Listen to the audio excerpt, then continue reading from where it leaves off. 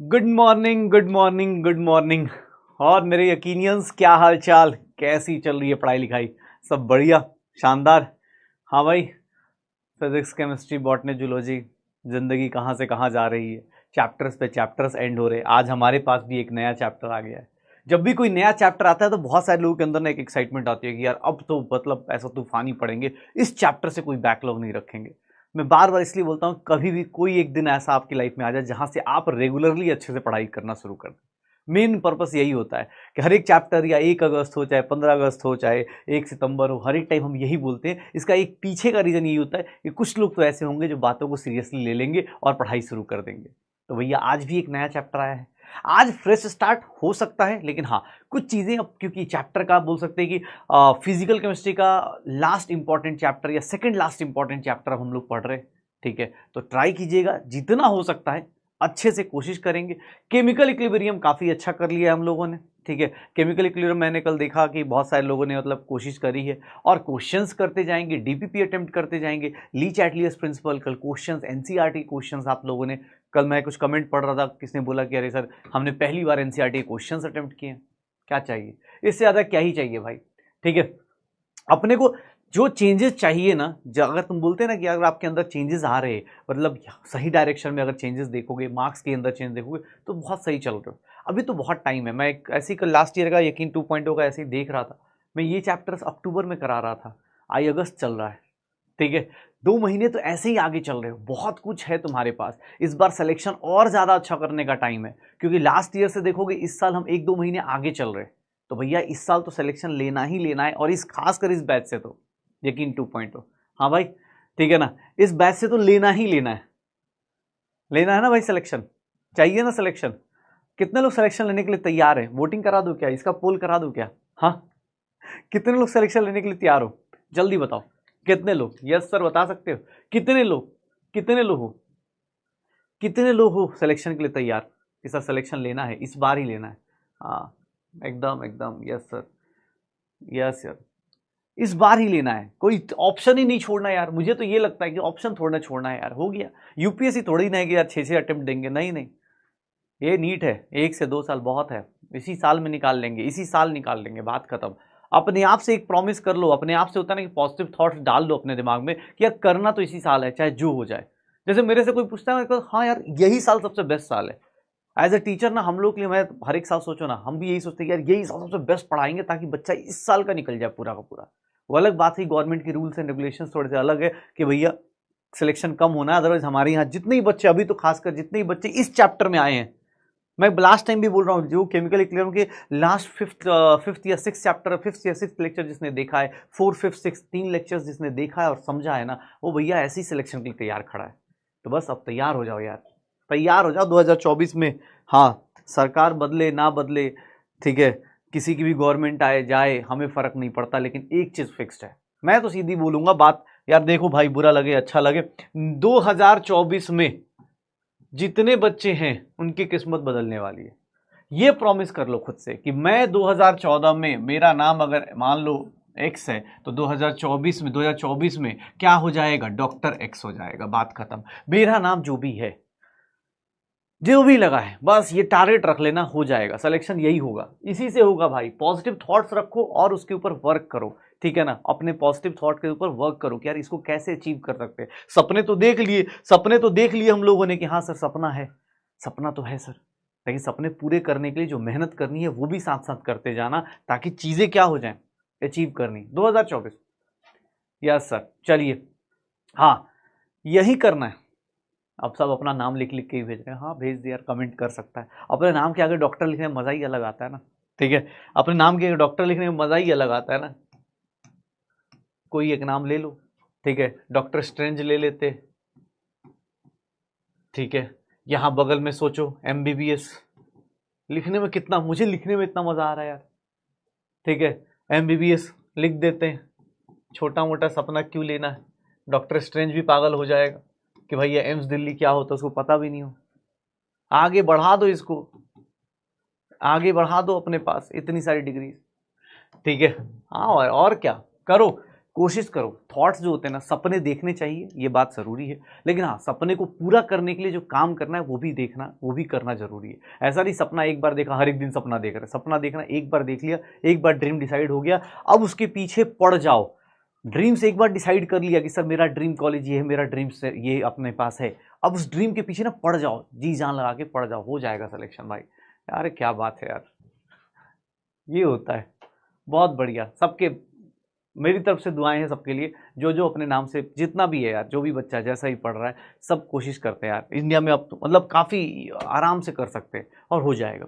चलो हाँ सर, अच्छा कल भी क्लास है, सैटरडे को क्लास है, टाइमिंग आपको बता दी जाएगी क्योंकि ऑलरेडी इस वीक में एक दो क्लास गायब हो गई थी, 15 अगस्त भी था उधर, वो भी था, तो कल क्लास है, टाइमिंग आपको बता दिया जाएगा, जो भी टाइम होगा आप मॉर्निंग या आफ्टरनून जो भी होगा आपको बता दिया जाएगा।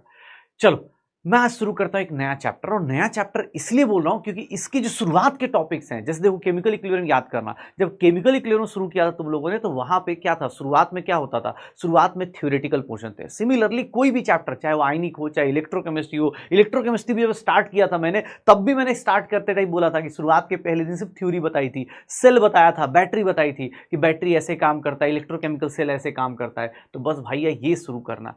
यहां पे भी ना जो आज की थ्योरी है वो इसलिए इंपॉर्टेंट है क्योंकि इससे भी क्वेश्चंस बनते हैं। भरोसा ना हो तो PYQs देख सकते हो, किसी को लगता है अरे सर थ्योरी है, जैसे कुछ लोग कमेंट करना अरे सर थ्योरी है थ्योरी, अरे भाई सुन लो, इससे भी क्वेश्चंस बनते हैं। इस साल देखोगे तो आयनिक इक्विलिब्रियम पे क्वेश्चन ही नहीं थे, ठीक है। बात वो है, दिक्कत ये है कि चैप्टर अच्छा है, चैप्टर को बस तोड़ना है। जैसे मुझसे कोई पूछता है ना आयनिक इक्विलिब्रियम, तो भाई मेरे हिसाब से देखना आयनिक इक्विलिब्रियम अभी के अभी एक, मतलब जैसे तुम्हें केमिकल इक्विलिब्रियम पे कॉन्फिडेंस आया होगा, जिन लोगों ने क्लास किया है उनको आयनिक इक्विलिब्रियम पे उतना ही कॉन्फिडेंस आ जाएगा। करना कुछ नहीं इस चैप्टर में, पता है आयंस। आज चलो एक बात बताओ, आयंस तुम्हारी लाइफ में कौन होगा, आयंस कौन बनाएगा? नॉर्मल लोग आयंस नहीं बनाते। कौन से लोग आयंस बनाते हैं? इलेक्ट्रोलाइट्स बनाते हैं। और इलेक्ट्रोलाइट्स में भी, इलेक्ट्रोलाइट्स कोई ऐसा तो नहीं कि इलेक्ट्रोलाइट्स क्या है, 720 वाला टेस्ट है संडे को, संडे को 720 का टेस्ट है।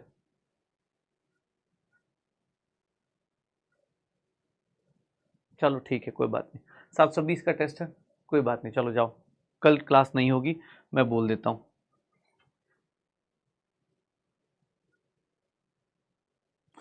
मैम कल क्लास नहीं करनी है, कल ना बच्चों का संडे को बच्चों का वो है, संडे को 720 वाला टेस्ट है, इनको तैयारी करने का टाइम दो। अगले संडे को, अगले सैटरडे को ये 4 घंटे की क्लास करेंगे, ठीक है, डन, ठीक है, हाँ ठीक है, चलो कोई नहीं कोई नहीं, अरे मैं तुम्हारी भावनाएं समझ रहा हूँ भाई, मुझे पता है, ठीक है कोई दिक्कत नहीं, मैंने बोल दिया, हो गया। अगले सैटरडे 4 घंटे हाँ ठीक है। चल देख, आयनिक इक्विलिब्रियम की बात कर रहा था, मुझे आइडिया नहीं था, सॉरी, मुझे ऑनेस्टली मुझे भी यही लगता है कि मुझे नहीं, मैं सीधी सी बात है, पढ़ाने से मुझे ज़्यादा तुम्हारा टेस्ट देना, तुम्हारा एनालिसिस करना बहुत इंपॉर्टेंट है। मेरा पोर्शन सिर्फ टीचर्स का पोर्शन 1/4 है बेटा, हम सिर्फ लेक्चर्स देते हैं, लेक्चर्स को रिवाइज करना, क्वेश्चन प्रैक्टिस करना, टेस्ट देना, टेस्ट को एनालाइज करना, ये सब मिलाओगे ना, ये 1/4 तो हमारा पोर्शन है। इसके लिए मैं 3/4 खराब नहीं करूंगा तुम्हारा, ठीक है ना, कोशिश करेंगे। हाँ अगले सैटरडे याद रखना, पहले बता रहा हूँ, जो हाँ जो संडे, अगले संडे सैटरडे 4 घंटे लूंगा क्लास। आयनिक इक्विलिब्रियम की बात बता रहा, आयनिक इक्विलिब्रियम में क्या करेंगे, तो सर इसमें हम लोग पहले पढ़ते हैं एसिड्स एंड बेसिस की थ्योरी, एसिड्स एंड बेसिस की थ्योरी, एसिड्स एंड बेसिस की थ्योरी, कि सर एसिड और बेस कैसे होते हैं, क्यों एसिड और बेस क्यों पढ़ रहे हैं भैया, एसिड और बेसिड, इस एसिड और बेस इसलिए पढ़ रहे हैं क्योंकि एसिड और बेस में, एसिड और बेस में, एसिड और बेस में क्या होता है, एसिड और बेस में भैया ये आयनाइज होते हैं, ये इलेक्ट्रोलाइट्स बनाते हैं, ये इलेक्ट्रोलाइट्स की तरह बिहेव करते हैं। आयनिक इक्विलिब्रियम के पूरे चैप्टर को ना 4 पार्ट में, बहुत लोगों को बहुत डर होता है, डरने की जरूरत ही नहीं, पूरा चैप्टर 4 पार्ट में तोड़ दो। सर पहले पढ़ेंगे एसिड बेस की थ्योरी, फिर क्या करेंगे सर, एसिड बेस के बाद हम लोग स्टार्ट करते हैं जो सबसे फेवरेट होता है और जहां सबसे ज्यादा लोगों को डर लगता है, पीएच की कैलकुलेशन में।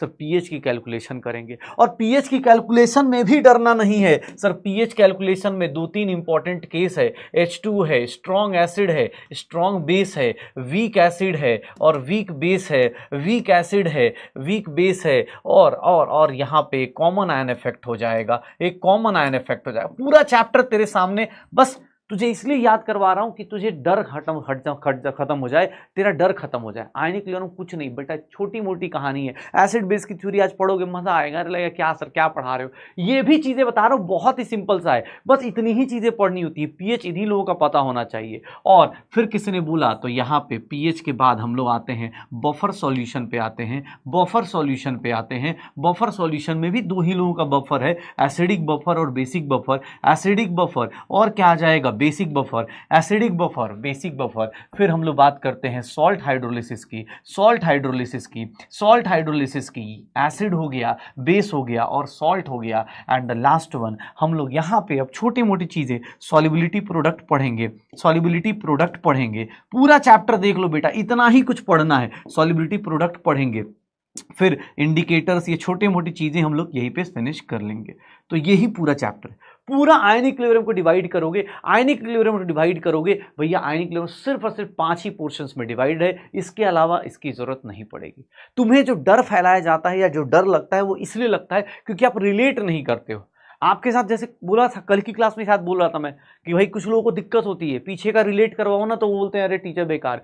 रीजन क्या है बेटा, आप जब पीछे का रिवाइज नहीं करोगे, जब चीजें सोचोगे नहीं ना, एग्जाम हॉल में देखोगे तो अब चैप्टर्स कंबाइन हो रहे हैं, एक चैप्टर दूसरे चैप्टर से लिंक किया जा रहा है, एक चैप्टर दूसरे चैप्टर से लिंक हो रहा है। तो भैया उस केस में आपको भी अपने दिमाग में लिंक करना पड़ेगा। अब जब यहां से शुरू करेंगे, एसिड और बेस आज जब पढ़ना शुरू करेंगे तो 9th क्लास को लिंक करेंगे।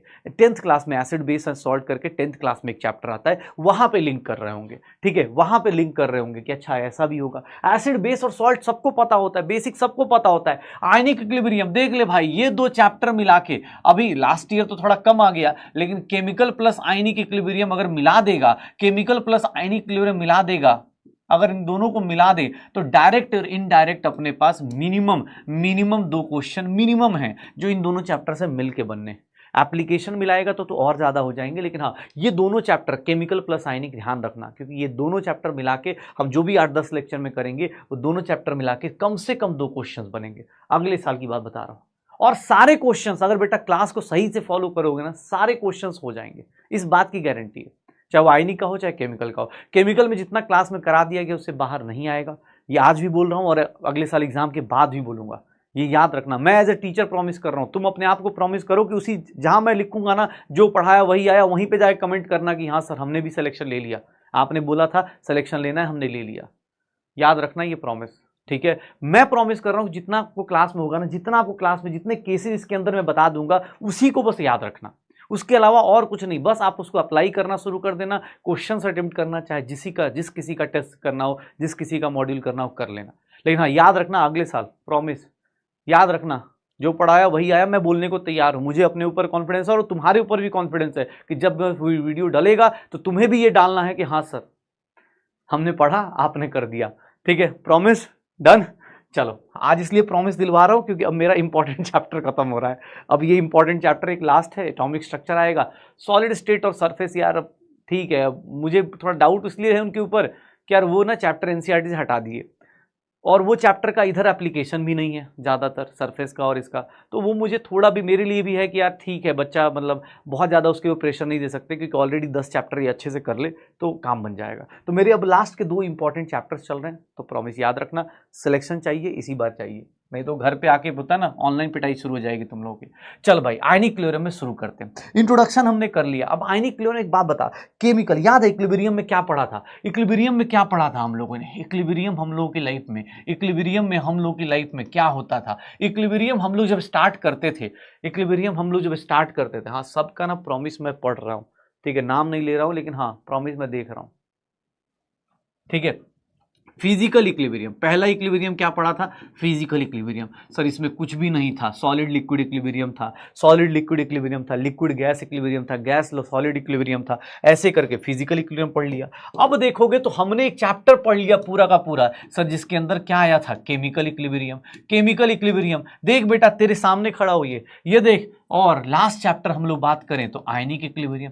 दोनों में सर इक्विलिब्रियम कंडीशन तो वही है, याद करो डे 1 पे जब इक्विलिब्रियम की कंडीशन बताई थी, इक्विलिब्रियम किसको बोलते हैं? जहां rate of forward is equals to rate of backward हो जाए। तो तीनों कंडीशन में, चाहे वो सॉलिड लिक्विड में जा रहा हो, चाहे सॉलिड लिक्विड में जा रहा हो, इन दोनों कंडीशन में यहां पे भी rate of forward is equals to rate of backward होगा। यहां पे अगर मैं बोलता हूं PCl5 PCl3 प्लस Cl2 है, PCl3 प्लस Cl2 है, एक बहुत लंबा एसएस लिखा है, इसको तो पक्का याद रखूंगा, ठीक है ना, आज सारा स्क्रीनशॉट खींच के रखता हूं मैं।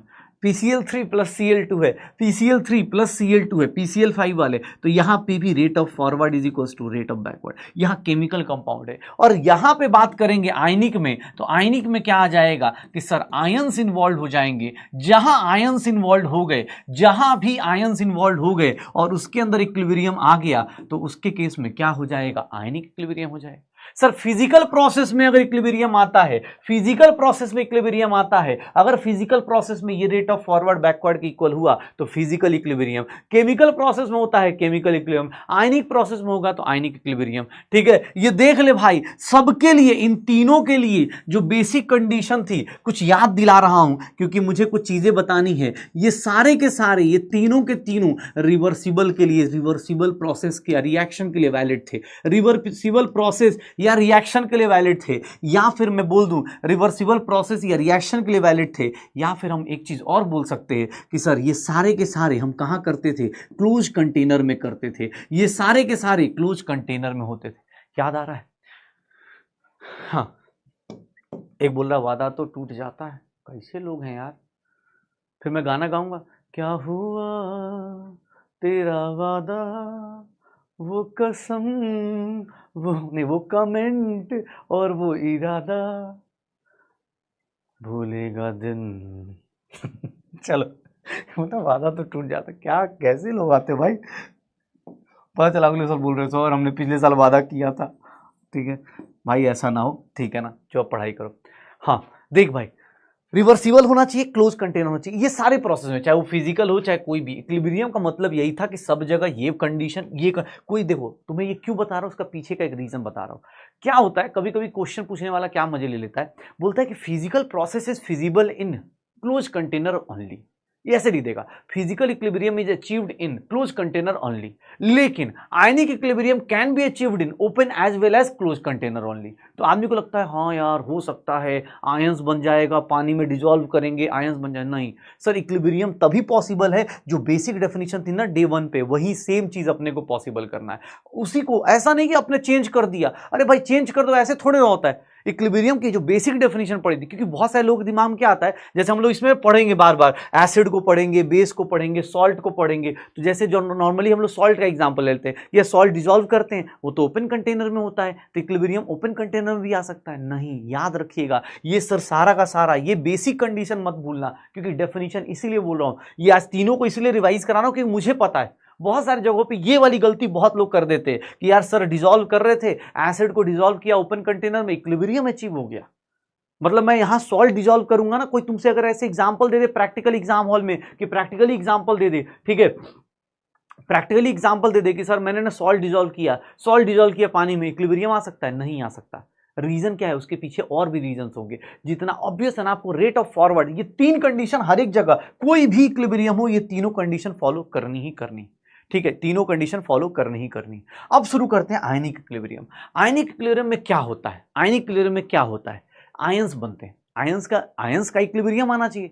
आयंस कौन बनाएगा, तुम खुद से सोचो, आयंस कौन बनाएगा। अगर मैं बात करूं फैराडे भाई साहब की, याद करो, ये फैराडे भाई साहब याद आ रहे हैं, जिन लोगों को लगता हो, चलो भाई जो गाली देने वाले हो तो बहुत गाली देगा, लेकिन हाँ, एक फैराडे लॉ कहीं पढ़ाया था मैंने, याद आ रहा है? नहीं भाई, तू बुरा मत मानियो, कोई बुरा वाला होगा तो भाई प्लीज यार इंस्टाग्राम पर ऐसे मैसेज मत कर दियो यार, ठीक है। हाँ, कभी मैं खोलता हूँ वो ऐसे डिमोटिवेट हो गया था, उस दिन तो बहुत डिमोटिवेट हो गया था जिस दिन मैसेज पढ़ा था मैं। फैराडे वाला याद करो, कहीं कुछ किसने बताया था, फैराडे ने क्या किया था, किसी भी सब्सटेंस को, किसी भी मैटर को दो पार्ट में तोड़ना शुरू किया। इन्होंने दो पार्ट में तोड़ा, क्या बोला कि सर एक होगा नॉन इलेक्ट्रोलाइट, एक होगा नॉन इलेक्ट्रोलाइट, एक होगा नॉन इलेक्ट्रोलाइट, या फिर हम बोल देते हैं नॉन आयनाइजिंग, इसको हम बोल देते हैं नॉन आयनाइजिंग सब्सटेंस। इसको हम लोग, कोई भी मैटर होगा उसको दो पार्ट में फैराडे ने क्लासिफाई किया, एक को बोलते हैं इलेक्ट्रोलाइट, एक को बोल देते हैं हम लोग इलेक्ट्रोलाइट, या फिर इसी को बोल देते हैं आयनाइजिंग मैटर, कि सर जो आयनाइज हो जाए, जो क्या हो जाए, आयनाइज हो जाए। याद है अपने पास, याद है इलेक्ट्रोकेमिस्ट्री, बहुत बढ़िया। इलेक्ट्रोलिसिस, बेटा खासकर आप इलेक्ट्रोलिसिस, याद है ना इलेक्ट्रोलिसिस, फैराडे का एक काम वहां था। फैराडे बेटा आपके फिजिक्स में भी यूज होता है, आपको पता होना चाहिए, ठीक है। फैराडे ने वहां पे मैटर को दो पार्ट में क्लासिफाई कर दिया, नॉन इलेक्ट्रोलाइट और इलेक्ट्रोलाइट। नॉन इलेक्ट्रोलाइट क्या होते हैं कि सर इनका क्या है, जिंदगी में एकदम ही अलग चल रहा है, इनको मतलब ही नहीं है। इलेक्ट्रोलाइट इनके पीछे पड़ जाओ तब भी ना दे। अब बेंजीन है भाई साहब, पड़े हुए हैं भाई साहब, दे दीजिए ना कुछ इलेक्ट्रॉन आयन, नहीं नहीं नहीं। CCl4 है, ये जल्दी देगा ही नहीं। अरे CS2 है, ये क्या है, नॉन इलेक्ट्रोलाइट है। सर यूरिया है, यूरिया है, ग्लूकोज है, इन सब के पीछे पड़े रहो, आयंस देगा ही नहीं, ये नॉन इलेक्ट्रोलाइट। इसके केस में कभी भी आयनिक इक्विलिब्रियम पॉसिबल है क्या? कभी भी आयनिक इक्विलिब्रियम पॉसिबल है क्या? जल्दी बताओ। इनके केस में आयनिक इक्विलिब्रियम पॉसिबल हो सकता है क्या? आयनिक इक्विलिब्रियम हो सकता है क्या? अब ये डेफिनेशन तो कोई नहीं पूछना चाह रहा ना। नॉन इलेक्ट्रोलाइट मतलब जो डिसॉल्व ना करे, जो आयंस ना दे ना। लिख भी देता हूं भाई, पता चला कोई पूछ रहा है कि सर आपने which do not give ions, do not give ions on dissolution. जिसको डिसॉल्व करने पे आपको आयंस ना मिले उसी को क्या बोल देते? इसके केस में आयनिक इक्विलिब्रियम पॉसिबल है क्या? कभी भी नहीं, याद रखना, क्योंकि अभी तुम ही डिसाइड करोगे ये चैप्टर में मुझे क्या क्या पढ़ाना है। इसके केस में आयनिक इक्विलिब्रियम पॉसिबल है क्या? नहीं सर, इसके केस में पॉसिबल नहीं है, साइड कर दो। इसके केस में आयनिक इक्विलिब्रियम नहीं होगा। मैं लिख देता हूं यहां पॉइंट, नो आयनिक इक्विलिब्रियम। कोई आयनिक इक्विलिब्रियम का कॉन्सेप्ट मत लगाना। कभी कोई बोल दे बेंजीन आयनिक इक्विलिब्रियम में जा रहा है, काहे भाई, किधर को, काहे का, बेंजीन काहे का आयनिक इक्विलिब्रियम? भाई वो बेंजीन अपने आप से किसी का रिएक्शन करेगा, कोई केमिकल रिएक्शन करेगा, वो अलग कहानी है, लेकिन बेंजीन खुद को डिसॉल्व नहीं करेगा, ग्लूकोज खुद को डिसोसिएट नहीं करेगा, तो इधर आयनिक इक्विलिब्रियम नहीं आता। इलेक्ट्रोलाइट में बात करें तो इलेक्ट्रोलाइट क्या होते हैं? विच गिव्स या which produces ions, which produces ions, क्या करते हैं? आयंस प्रोड्यूस करते हैं on dissolution. Which produces ions on dissolution, जो डिसोल्यूशन पे आयंस प्रोड्यूस करते हैं। अब इलेक्ट्रोलाइट में भी एक बहुत खतरनाक कॉन्सेप्ट है भैया, इलेक्ट्रोलाइट में भी बहुत खतरनाक सा एक कॉन्सेप्ट है, शायद समझ में ना आए, ये पहले देख लेना। सर इसको क्या बोलते हैं? एक को बोलते हैं स्ट्रॉन्ग इलेक्ट्रोलाइट, एक को बोलते हैं स्ट्रॉन्ग इलेक्ट्रोलाइट, और एक को बोलते हैं वीक इलेक्ट्रोलाइट। इस एक को बोलते हैं स्ट्रॉन्ग इलेक्ट्रोलाइट, एक को बोलते हैं वीक इलेक्ट्रोलाइट। याद है, याद है, देख रहे हो डिफिकल्टी, सांस फूल गई मुझे पढ़ाते पढ़ाते। स्ट्रॉन्ग और वीक, स्ट्रॉन्ग याद है? अरे सर स्ट्रॉन्ग वाला का डिग्री ऑफ डिसोसिएशन 100% या फिर फ्रैक्शन में लेते हो तो 1 आता है। ये पूछता नहीं है कि टूटू की ना टूटू, ये जाएगा सीधा सीधा डिसोसिएट होगा, पूछेगा नहीं बेटा। आपसे ये पूछने वाला नहीं है कि भैया ये रिवर्सिबल रिएक्शन करेगा ही नहीं, इसकी रिएक्शन जब भी होगी जिंदगी में, और मैं भी चाहता हूं आप स्ट्रॉन्ग इलेक्ट्रोलाइट बोलिए, स्ट्रॉन्ग इलेक्ट्रोलाइट बनिए भैया, सीधा जाइए सिलेक्शन लीजिए, कहानी खत्म। ये बीच वाला तड़पने वाला काम नहीं करना। या तो एकदम पढ़ाई मत कीजिए, छोड़ दीजिए, यार कुछ नहीं है जिंदगी में, क्या रखा है पढ़ने की, जिंदगी के हैं 4 दिन, 1-2-4 दिन बीत गए, तीसरा दिन हो गया, चौथा दिन बीत जाएगा, ऐसे सोच लीजिए। तो या तो ऐसे बन जाइए या फिर ऐसे बनिए, एकदम गए सीधा सीधा, पक्का पता है कि भैया इलेक्ट्रोलाइट अपना स्ट्रांग है, 100% डिसोसिएशन, 100% एसोसिएशन 100% होगा। इसके केस में सर ये रिवर्सिबल नहीं होता, इरिवर्सिबल रिएक्शन है, इरिवर्सिबल रिएक्शन है, और इरिवर्सिबल रिएक्शन में कभी इक्विलिब्रियम पॉसिबल है क्या? यहां आयनिक इक्विलिब्रियम पॉसिबल है क्या? मुझे नहीं आता, तुम ही लोग बताओ, यहां आयनिक इक्विलिब्रियम पॉसिबल होगा क्या स्ट्रांग इलेक्ट्रोलाइट में? बता सकते हो यस और नो में? कभी इलेक्ट्रोलाइट होगा? ये आयनिक इक्विलिब्रियम कभी पॉसिबल होगा? ये कभी पॉसिबल होगा क्या?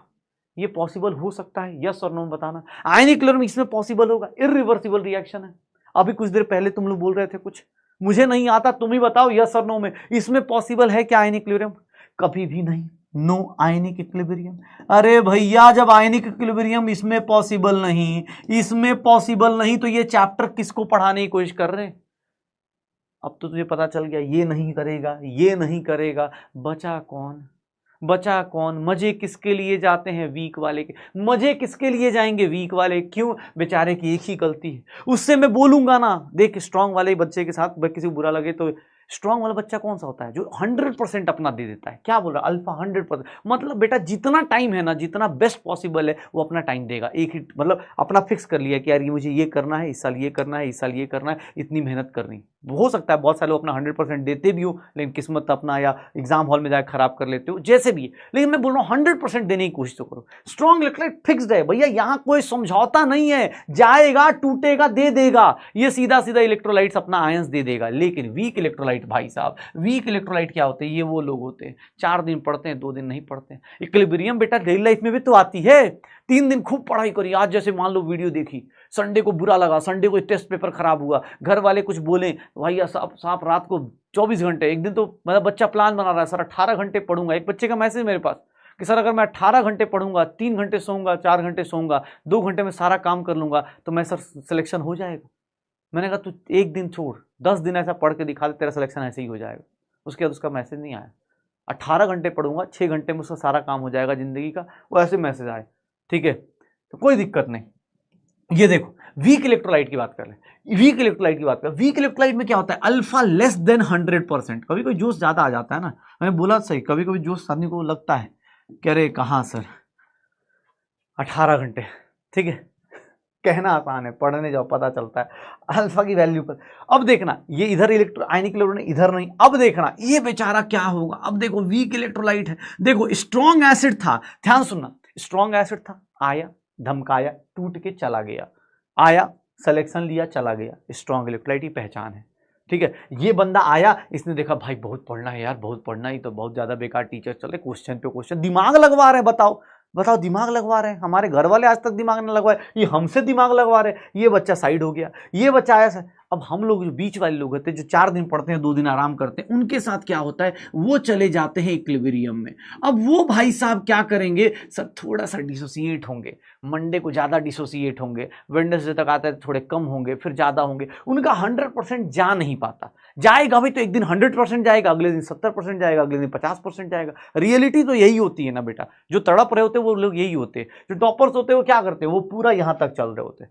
यहां पे देखो ये 100% जाएगा नहीं। अब भाई साहब ये देखिएगा, ये किसी को कुछ याद आ रहा है क्या, अरे भाई साहब ये कुछ, ये जादू याद है, अल्फा था कुछ C-C अल्फा, ना ना ना ना, डिफिकल्ट है, ये डिफिकल्ट है ना।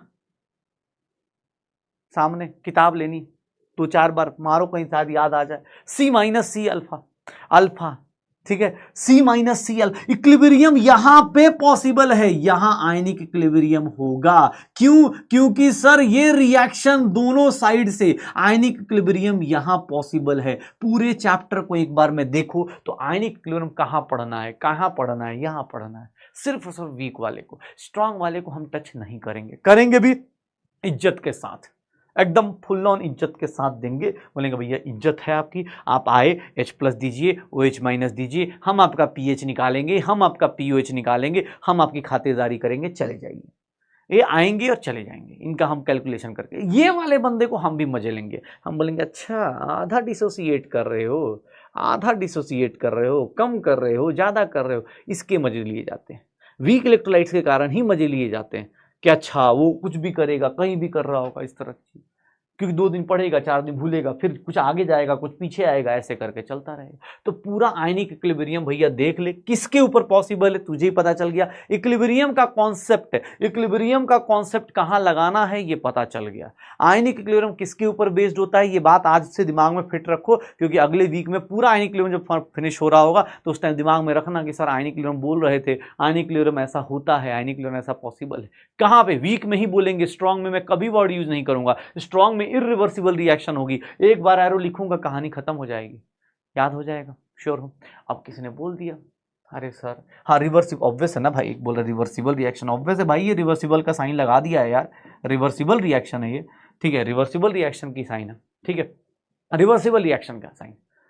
अब मुझसे किसने बोल दिया कि सर आयन आयन तो कर रहे हो, ये बताओ कैसे पता चलेगा कौन सा वीक है कौन सा स्ट्रांग है, कैसे पता चलेगा कौन सा वीक है कौन सा स्ट्रांग है। और ये सर इलेक्ट्रोलाइट क्या होता है, इलेक्ट्रोलाइट समझ में नहीं आता, काम की बात बताओ, काम की बात बताओ। तो बेटा अभी के लिए हमारे लाइफ में जो इलेक्ट्रोलाइट्स मिलेंगे, जहां से हमें इस चैप्टर में इलेक्ट्रोलाइट्स मिलेंगे, उनके 2 ही 3 सोर्सेज हैं। हम लोग की लाइफ में अभी इलेक्ट्रोलाइट्स के 3 सोर्सेज हैं, acids, basis and salts. Acids bases and salt. हम खासकर एसिड और बेस को ज्यादा भाव देते हैं। रीजन, एसिड और बेस मिलके ही क्या बनाएगा, सॉल्ट बनाएगा। एसिड और बेस मिलके ही क्या बनाएगा, सॉल्ट बना देगा। तो एसिड बेसिस एंड सॉल्ट, यही तीन मेजर सोर्सेज हैं हमारे इलेक्ट्रोलाइट्स के। उसमें से कोई स्ट्रांग होगा, कोई अपना वीक हो जाएगा, कोई अपना स्ट्रांग होगा, कोई अपना क्या हो जाएगा, वीक हो जाएगा। तो अब चलो एक काम करते हैं, एसिड और बेस की थ्योरी देखते हैं। एसिड और बेस की थ्योरी देखते हैं, एसिड्स एंड बेसिस शुरू करते हैं। एसिड्स एंड बेसिस की थ्योरी शुरू करते हैं। एसिड्स एंड बेसिस,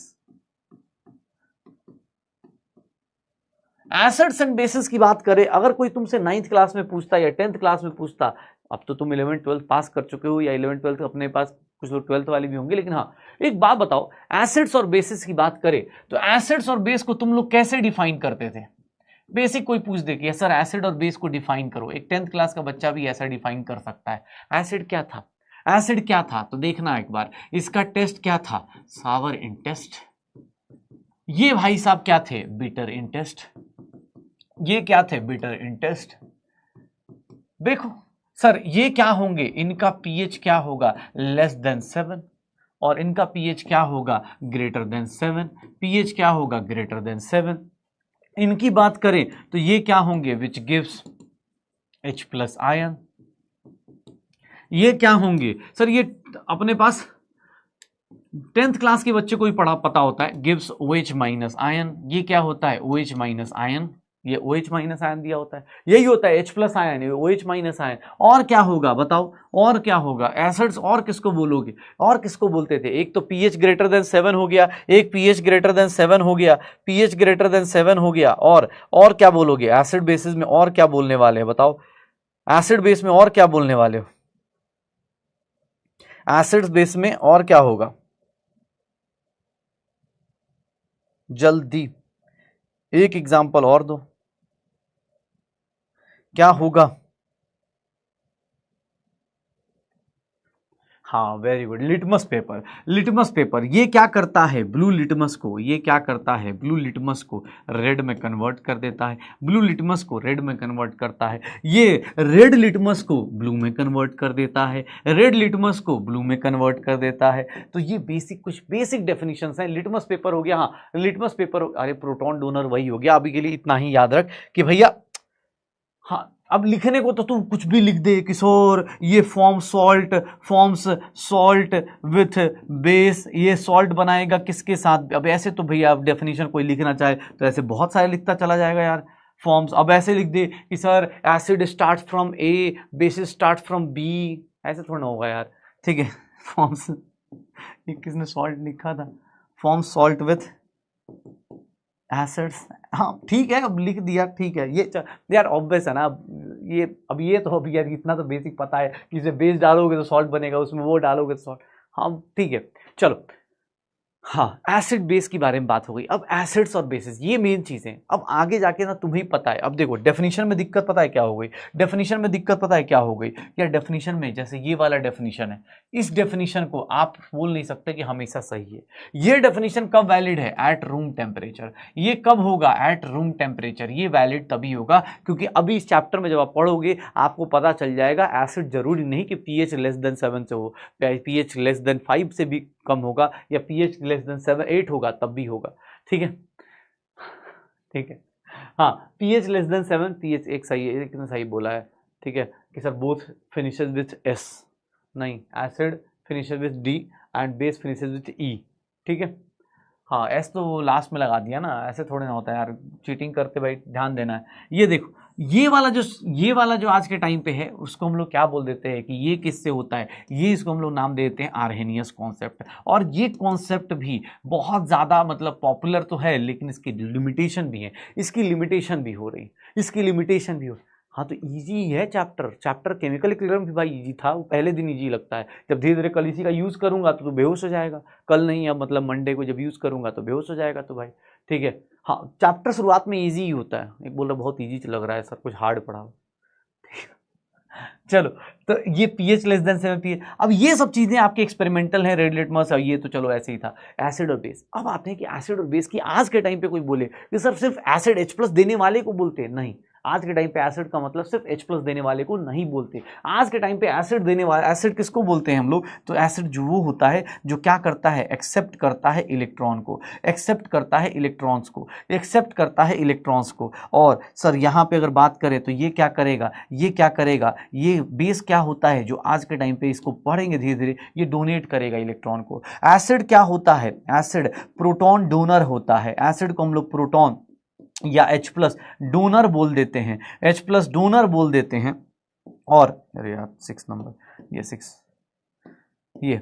और अगर मैं बात करूं तो इसको क्या बोलेंगे? प्रोटॉन या फिर H+ एक्सेप्टर बोल देंगे।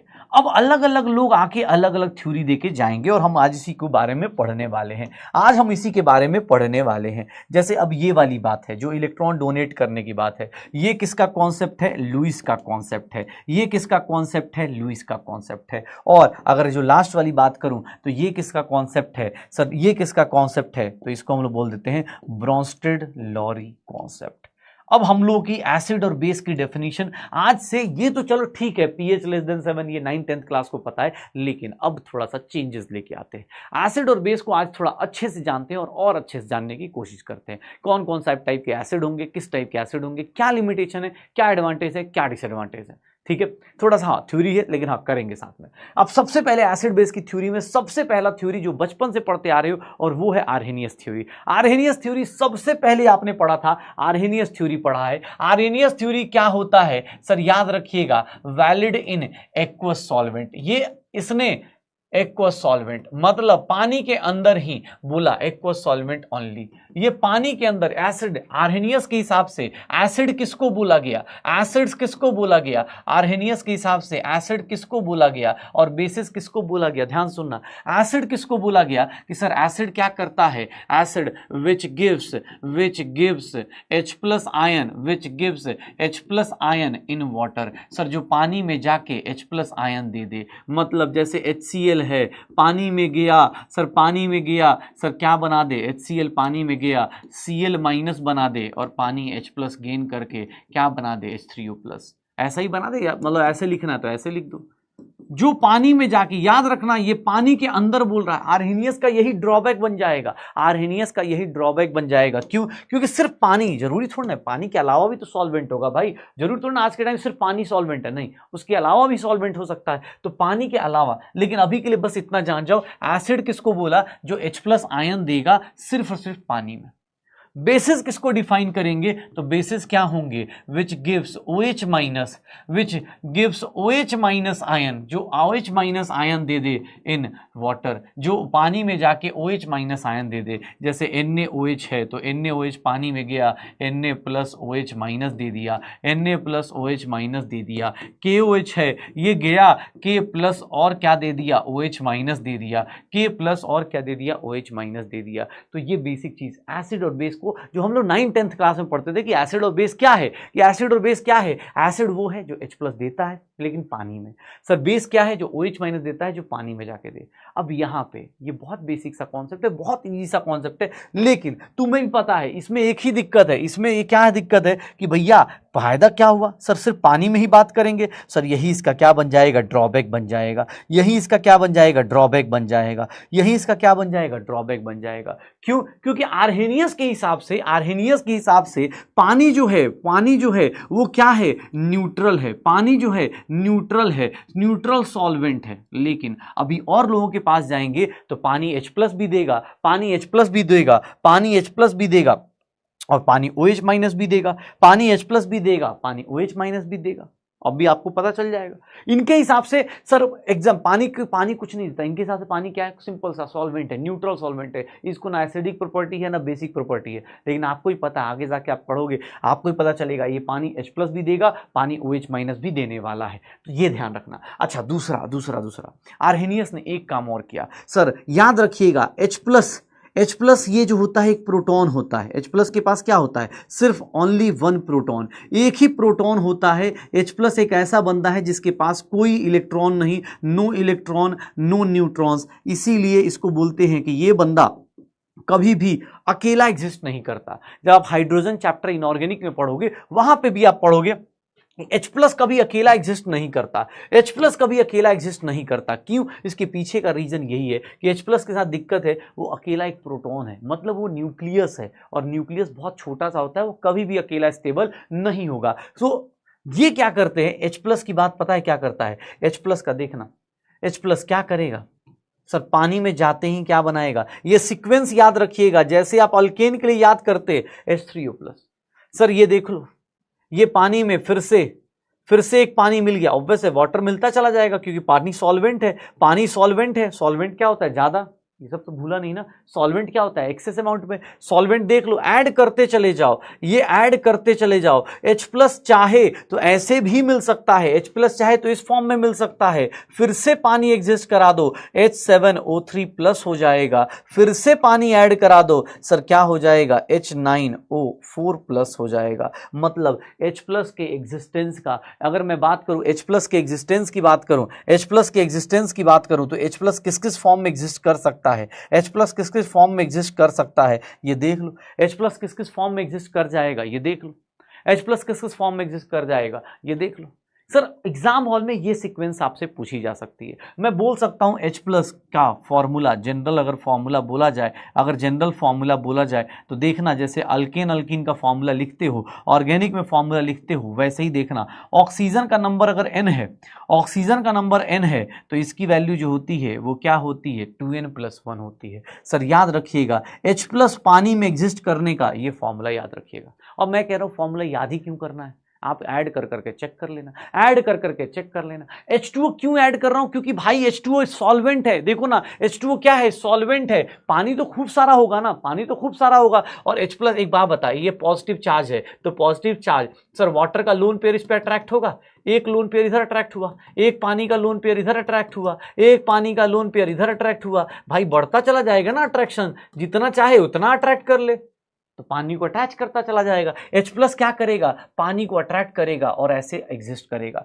H प्लस इस फॉर्म में एग्जिस्ट कर सकता है, इस फॉर्म में एग्जिस्ट कर सकता है, इस फॉर्म में एग्जिस्ट कर सकता है, इस फॉर्म में एग्जिस्ट कर सकता है। इसी को हम लोग बोल देते हैं, हाँ इसी को हम लोग बोल देते हैं कि भैया ये किसका फॉर्मूला है? हाइड्रोनियम आयन का फॉर्मूला है। हाइड्रोनियम आयन मतलब वाटर के हाइड्रोनियम आयन, H3O+ का फॉर्मूला। जरूरी नहीं कि H प्लस ही एग्जिस्ट करेगा, H3O+ ऐसा एग्जिस्ट कर रहा होगा।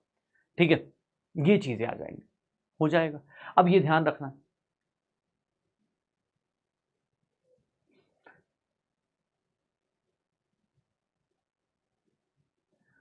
ठीक है। हाँ H प्लस। अब किसी के दिमाग में, एक बच्चे ने सही बोला कि सर OH- में भी ऐसा होगा। यस सर, आर्हेनियस का कॉन्सेप्ट 10th क्लास में आपको आता है, तो आर्हेनियस का कॉन्सेप्ट इंपॉर्टेंट नहीं है आज के लिए। आज इंपॉर्टेंट ये है कि H प्लस कैसे कैसे एग्जिस्ट कर सकता है। कोई आपसे ये अभी क्वेश्चन भी बताऊंगा, आपको खुद पता चलेगा H प्लस कैसे एग्जिस्ट कर सकता है, कैसे H प्लस एग्जिस्ट कर सकता है, कैसे H प्लस एग्जिस्ट कर सकता है। एक बोल रहा why no electron, H plus में कोई इलेक्ट्रॉन क्यों नहीं होता? भाई प्लस है, चला गया इलेक्ट्रॉन, इलेक्ट्रॉन ने बेवफाई कर दी। H प्लस गाना गा रहा है, ये वादा ना तोड़, ऐसे करके गाना गा रहा है, इलेक्ट्रॉन चला गया। बेटा जब पॉजिटिव आता है चला जाता है इलेक्ट्रॉन। करेक्ट, क्यों चला गया? अब ये तो नहीं पता, पूछ लेना। तुम एक काम करना, कॉपी पे लिख के H प्लस से पूछना कि बेटा तुम्हारा इलेक्ट्रॉन क्यों गया। ठीक है, हाँ कहाँ गया यार मैं, हाँ OH- की बात कर रहा हूँ। OH- अलग अलग मतलब दिमाग लगाते हैं। ये क्या है? हाइड्रोक्साइड आयन है। ये क्या है? Hydroxide ion. मतलब क्यों चला गया बताओ, इसका क्या रीजन में दूं, क्यों चला गया? भाई इलेक्ट्रॉन को एनर्जी मिली, चला गया। हाँ, इलेक्ट्रॉन को एनर्जी मिली, अच्छा लेकिन लिखा था। ठीक है OH- की बात, हाइड्रोक्साइड की बात कर रहा हूं। हाइड्रोक्साइड कैसे कैसे एग्जिस्ट कर सकता है बेटा, इसका क्वेश्चन आर्हेनियस से और कोई क्वेश्चन नहीं बनेगा, क्योंकि 10th क्लास तक बहुत लोग पढ़ते हैं, वो दिक्कत नहीं है। ये देख लो, अगर ये जुड़ेगा तो ये देखना अपने पास H3O2- बनेगा, H3O2- बनेगा। ये देख लो, H3O+ है, H5O2+ है, ये देखना अपने पास। ठीक है, ये देखना अपने पास H3O2- बनेगा। फिर से किसने पानी जोड़ दिया, फिर से किसने वाटर जोड़ दिया, तो ये क्या हो जाएगा? H5O3- बन जाएगा। फिर से किसने पानी जोड़ दिया, फिर से किसने वाटर जोड़ दिया, H7O4- बन जाएगा। फिर से किसने पानी जोड़, अब मुझे ऐसे जोड़ते चले जाओ, पानी का क्या है यार, सबसे इजी अवेलेबल है, बना दो H9O5। इसका जनरल फॉर्मूला, इसका जनरल फॉर्मूला क्या होगा, इसका जनरल फॉर्मूला क्या होगा, इसके एग्जिस्टेंस का जनरल फॉर्मूला अगर कोई पूछेगा, इसके एग्जिस्टेंस का जनरल फॉर्मूला कोई पूछेगा, ठीक है, हाँ, जिसके जनरल फॉर्मूला कोई पूछेगा तो ये क्या होगा, ऑक्सीजन का अगर n है तो ये क्या है 2n-1 है, ऑक्सीजन का n है तो इसका जनरल फॉर्मूला क्या है 2n-1 है, 2n-1 है। सर हाइड्रोक्साइड का जनरल फॉर्मूला अगर कोई पूछ दे कि हाइड्रोक्साइड आयन, सर फॉर्मूले में हाइड्रोक्साइड आयन कैसे एग्जिस्ट करता है, तो बोले सर आप ये क्यों बता रहे हो, उसका रीजन बताता हूं। एग्जाम हॉल का एक क्वेश्चन दिखाता हूं। एग्जाम हॉल में क्वेश्चन दिया हुआ है ये वाला,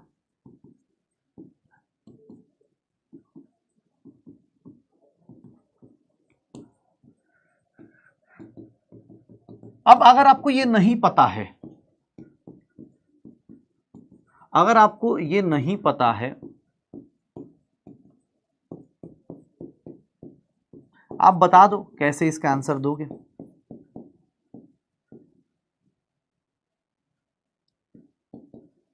अब इस क्वेश्चन का आंसर अगर आपको ये सीरीज नहीं पता है कैसे दोगे, चलो बताओ इसका आंसर क्या होगा। अगर मैं इसका आंसर पूछूं आप लोगों से, इसका आंसर क्या होगा, कौन सा एग्जिस्ट नहीं करेगा, which are the following do not exist, कौन सा एग्जिस्ट नहीं करेगा, सर H+ वाला नहीं करेगा, कौन सा एग्जिस्ट नहीं करेगा, आप बता दीजिए इसका आंसर, कौन सा एग्जिस्ट नहीं करेगा। ये तभी कर सकते हो, इस क्वेश्चन का आंसर तभी आपका सही आएगा जब आप क्या करोगे, जब आप क्या करोगे, आपको पता हो कि हाइड्रोक्साइड आयन का सीरीज क्या होता है, हाइड्रोनियम आयन का सीरीज क्या होता है। जल्दी क्या आएगा, क्या आएगा,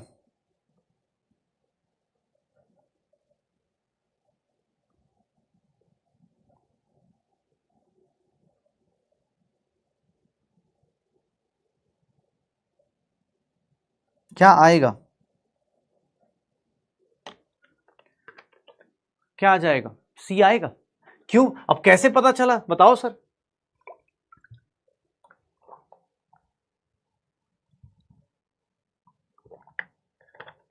कैसे पता चल रहा है, कैसे पता चल रहा है, सर ये एग्जिस्ट करता है, ठीक है, ये तो एग्जिस्ट करता है, तो OH- तो एग्जिस्ट करता है, H3O2- भी दिख गया, ठीक है, H3O2 प्लस करता है क्या, H3O2 प्लस करता है क्या, H3O2 प्लस करता है क्या, H5O2 प्लस करता है, H3O2 प्लस नहीं करता, तो ये एग्जिस्ट नहीं करेगा, बाकी लोग एग्जिस्ट करेंगे, तो ये भी एग्जिस्ट करेगा। आंसर क्या हो जाएगा, आंसर क्या हो जाएगा, C is the correct answer, C is the correct answer. 70% जनता, 68% जनता सही।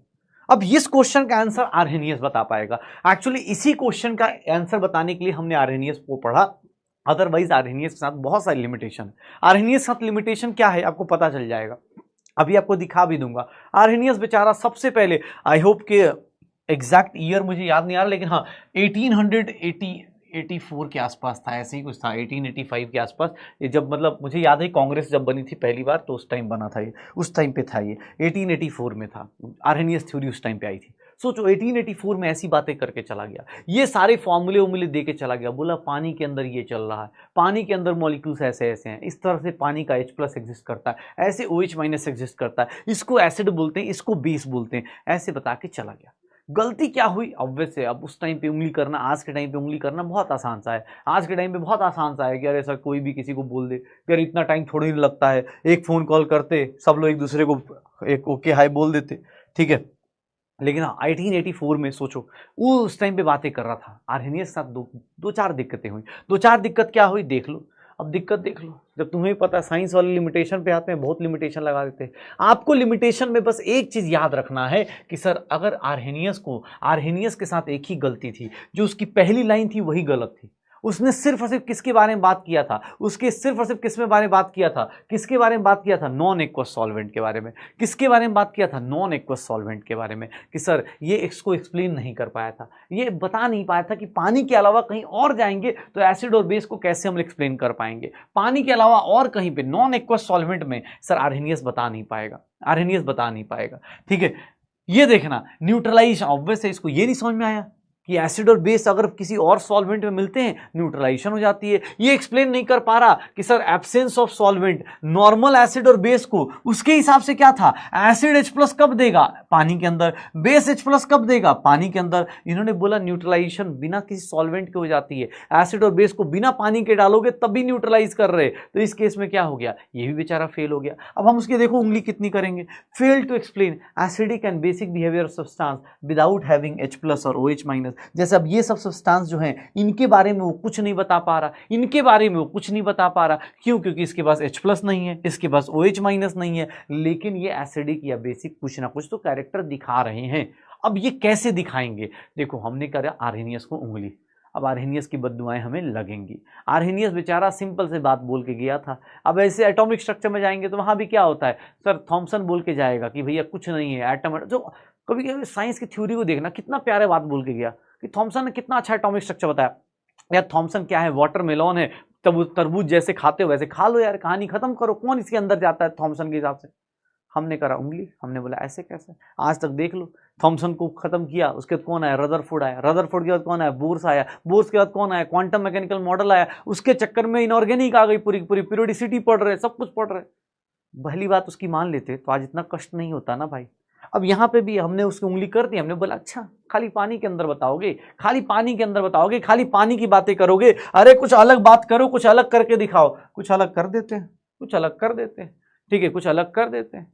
हाँ मतलब थॉमसन बेचारा कितना प्यारा इंसान था, मैं क्योंकि सोचता, हमने खुद से उंगली करी ना उसको, वो बोला हम मान लेते, मैं वो बोलता हम मान लेते, हो जाता काम।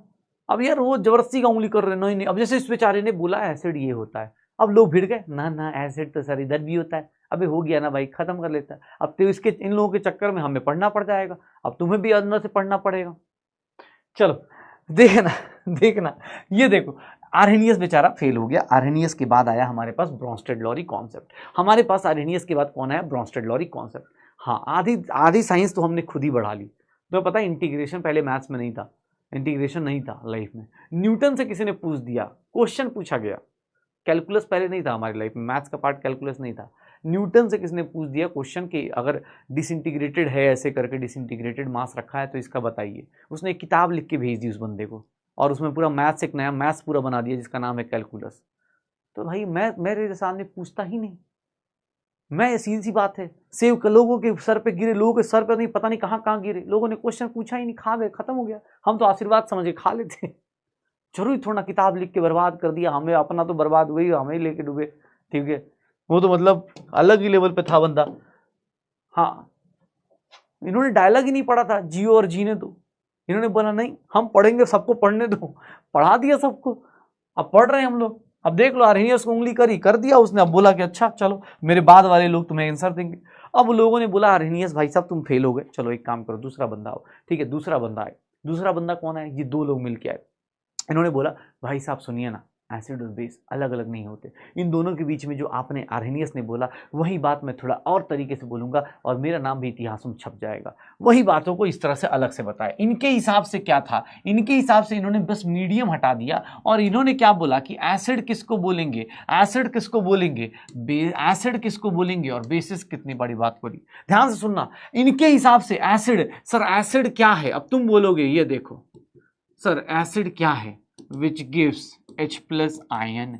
अब बोलोगे सर ये क्या है, यहां एक लाइन लिख देता हूं, all Arrhenius acids are, all Arrhenius acids are Bronsted acid. किसी को कोई दिक्कत, ये लाइन सही है ना, क्यों, क्योंकि सर वहां पे भी H+ दे रहा था, यहां भी H+ दे रहा है। हाँ लेकिन यहां पे मैंने कोई मीडियम नहीं लिखा, इसका मतलब किसी भी मीडियम में अगर कोई H+ दे रहा है, किसी भी सॉल्वेंट में अगर कोई H+ दे रहा है, उल्टा क्यों नहीं लिखा, उसके पीछे का रीजन है, यहां कोई मीडियम नहीं है। किसी भी मीडियम में हो, in any medium any solvent अगर H+ दे रहे हो, तुम अगर H+ दोगे, या हम बोल दें जो प्रोटॉन डोनर है, H+ मतलब जो प्रोटॉन डोनर है उसी को क्या बोलेंगे, H+ बोलेंगे।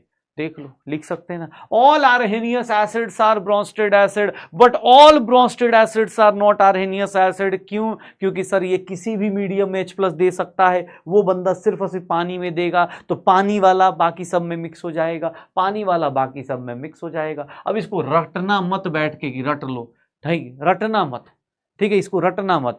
अब यहां देखना, बेसिस की बात करें, बेसिस। अब देखो लोगों ने बोला भाई तू क्या बता रहा है, तुम्हें भी हंसी आ रही, तुमने बताया क्या भाई, पानी तो हटाया, ये तो मैं भी कर लेता, ये तो मैं भी कर लेता। इसने बोला रुको, विच एक्सेप्ट या विच एक्सेप्ट H+ आयन, जो H+ आयन एक्सेप्ट कर ले उसको भी क्या बोलेंगे, बेस बोलेंगे। मतलब प्रोटॉन एक्सेप्टर, जो प्रोटॉन एक्सेप्टर होगा सर उसको हम लोग क्या बोल देंगे, बेस बोल देंगे। इनके हिसाब से देखना HCl अभी भी एसिड है, कोई दिक्कत नहीं सर, वो आर्हेनियस के हिसाब से भी एसिड था, लेकिन आर्हेनियस के हिसाब से ये बेस नहीं था, आर्हेनियस के हिसाब से ये बेस नहीं था। क्यों? अरे सर अमोनिया है, अमोनिया बेस कैसे हुआ, इसमें तो OH- है ही नहीं, अमोनिया बेस कैसे होगा। तो सर ये आर्हेनियस नहीं बता पाया, ये किसने बताया, ये बोला भाई साहब इन लोगों ने, बोला देखो ना H+ ले लिया, H+ जो एक्सेप्ट करेगा, H+ जो एक्सेप्ट करेगा,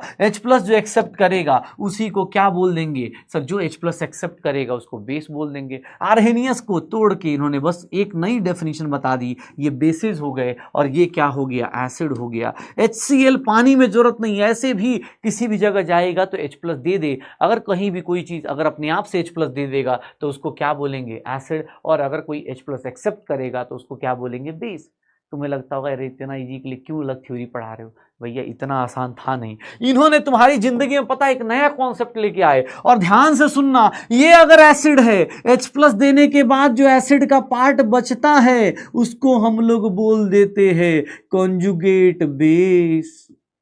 sir acid after giving H+ क्या प्रोड्यूस कर देता है, कॉन्जुगेट बेस। हाँ इसका एनिमेशन चाहिए, हाँ तो बहुत बड़ी इंपॉर्टेंट चीज है ना, बहुत इंपॉर्टेंट थ्योरी है, बिना एनिमेशन है कैसे समझ में आएगा, ठीक है। हाँ ठीक है, एसिड्स, एसिड्स अगर H+ दे देंगे तो क्या बन जाएगा, कंजुगेट बेस बन जाएगा। एसिड अगर H+ दे देगा तो कंजुगेट बेस बन जाएगा, और अगर बेस H+ एक्सेप्ट कर लेगा तो वो क्या बना देगा, कंजुगेट एसिड। अब यहां से हमारी जिंदगी में एक नई चीज आई, कंजुगेट एसिड को लिखेंगे Ca और कंजुगेट बेस को लिखेंगे Cb। सर एसिड अगर H+ दे देता है, एसिड अगर H+ दे देता है तो वो क्या बन जाता है, कॉन्जुगेट बेस, और बेस अगर H+ ले लेता है तो क्या बन जाता है, कॉन्जुगेट एसिड हो जाएगा। H+ देने के बाद H+ डोनर हो तो वो जानबूझ के ब्रोंस्टेड लॉरी का कॉन्सेप्ट क्यों हाईलाइट हुआ, क्योंकि सर कॉन्जुगेट एसिड और कॉन्जुगेट बेस अपने पास बनाना शुरू हुआ। कॉन्जुगेट मतलब जस्ट अपना H+ देने के बाद जो बचे, ठीक है, और कॉन्जुगेट बेस अपना, सॉरी कॉन्जुगेट बेस एसिड का बनेगा, बेस का क्या बनेगा, कॉन्जुगेट एसिड हो जाएगा। सर यहां पे एसिड और बेस का, एसिड कंजुगेट बेस का कॉन्सेप्ट निकल के बाहर आया। सर देखो आर्हेनियस ने जो बात बोली थी उसी बात को ब्रोंस्टेड लॉरी ने बोला एक अलग तरीके से। एसिड तो सेम रहा, इवन मैं ये लाइन भी लिख रहा हूं, कोई बोल दे कि सर ऑल ब्रोंस्टेड, देख लेना एक बार, ऑल ब्रोंस्टेड एसिड्स आर, ये देखना all Bronsted acids are Arrhenius acid, मैं काट दे इसको, ये स्टेटमेंट क्या होगा, गलत होगा ना। क्यों सर ये स्टेटमेंट गलत क्यों होगा, क्योंकि सर ये सिर्फ और सिर्फ ब्रोंस्टेड एसिड किसी भी मीडियम में हो सकते हैं, लेकिन आर्हेनियस एसिड सिर्फ पानी के अंदर होंगे, तो इसीलिए ऊपर वाला सही है, नीचे वाला क्या हो जाएगा, गलत हो जाएगा। ये देख लो। उसके बाद आर्हेनियस के बाद ब्रोंस्टेड एसिड का एक कॉन्सेप्ट और बहुत हाईलाइट हुआ जो आज के टाइम में बहुत ज्यादा इंपॉर्टेंट होगा। क्यों इंपॉर्टेंट होगा इसका रीजन अभी पता चल जाएगा, क्यों इंपॉर्टेंट होगा इसका रीजन आपको पता चल जाएगा, क्यों इंपॉर्टेंट है इसका रीजन आपको पता चल जाएगा। क्यों, क्योंकि सर देख रहा एक फिर से यार, मतलब पीछे का चैप्टर रिलेट करा दो, ऐसा तो नहीं है कोई बोल देगा नहीं sir you are very bad sir, आपने पीछे का चैप्टर रिलेट करा दिया, ऐसे बताइए, अभी इतनी मुश्किल से कुछ समझ में आ रहा था एसिड और बेस। एक लाइन बोलता हूं, all strong acids, all strong acids और बेस, ऑल स्ट्रॉन्ग एसिड्स और बेसिस हैव वीक कॉन्जुगेट, देख भाई रटना है रट ले, समझना होगा समझ ले, कंजुगेट बेसिस और एसिड्स। ये कैसे, या फिर ऑल वीक एसिड्स और स्ट्रॉन्ग बेस, वीक एसिड्स और बेसिस, ऑल वीक एसिड्स और basis have strong conjugate acid और बेस। अब भाई साहब कोई पूछ दे कैसे, तो कैसे होगा तो देख लो। ये बातें या तो तुम भैया दिमाग नहीं लगाना चाहते तो रट लेना, या तो तुम रट लेना, और नहीं तो देखना भैया कुछ चीजें हमने पढ़ी थी किसी जमाने में, याद आ जाए तो समझ लेना भाई।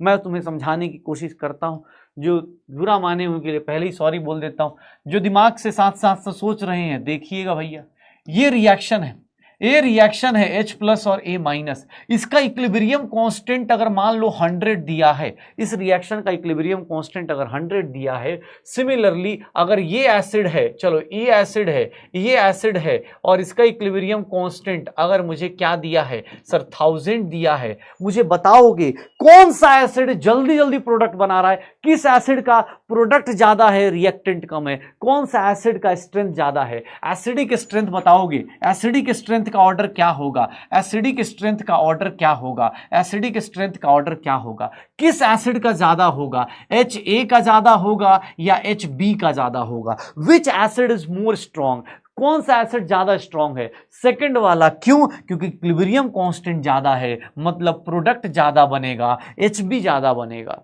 अब भाई मैंने पहले ही बोल दिया है, जिन लोगों को लगता है आप रट लेना, मैं उन लोगों को बता रहा हूं जिनको चैप्टर याद है, केमिकल इक्विलिब्रियम याद है, आयनिक की बात नहीं, केमिकल की बात याद दिला रहा हूं। इक्विलिब्रियम कांस्टेंट ज्यादा मतलब आप प्रोडक्ट ज्यादा बनाना चाहते हो, प्रोडक्ट ज्यादा मतलब आप H+ जल्दी देते हो, आपका एसिडिक स्ट्रेंथ किसका ज्यादा होगा, HB का ज्यादा होगा, यही होगा।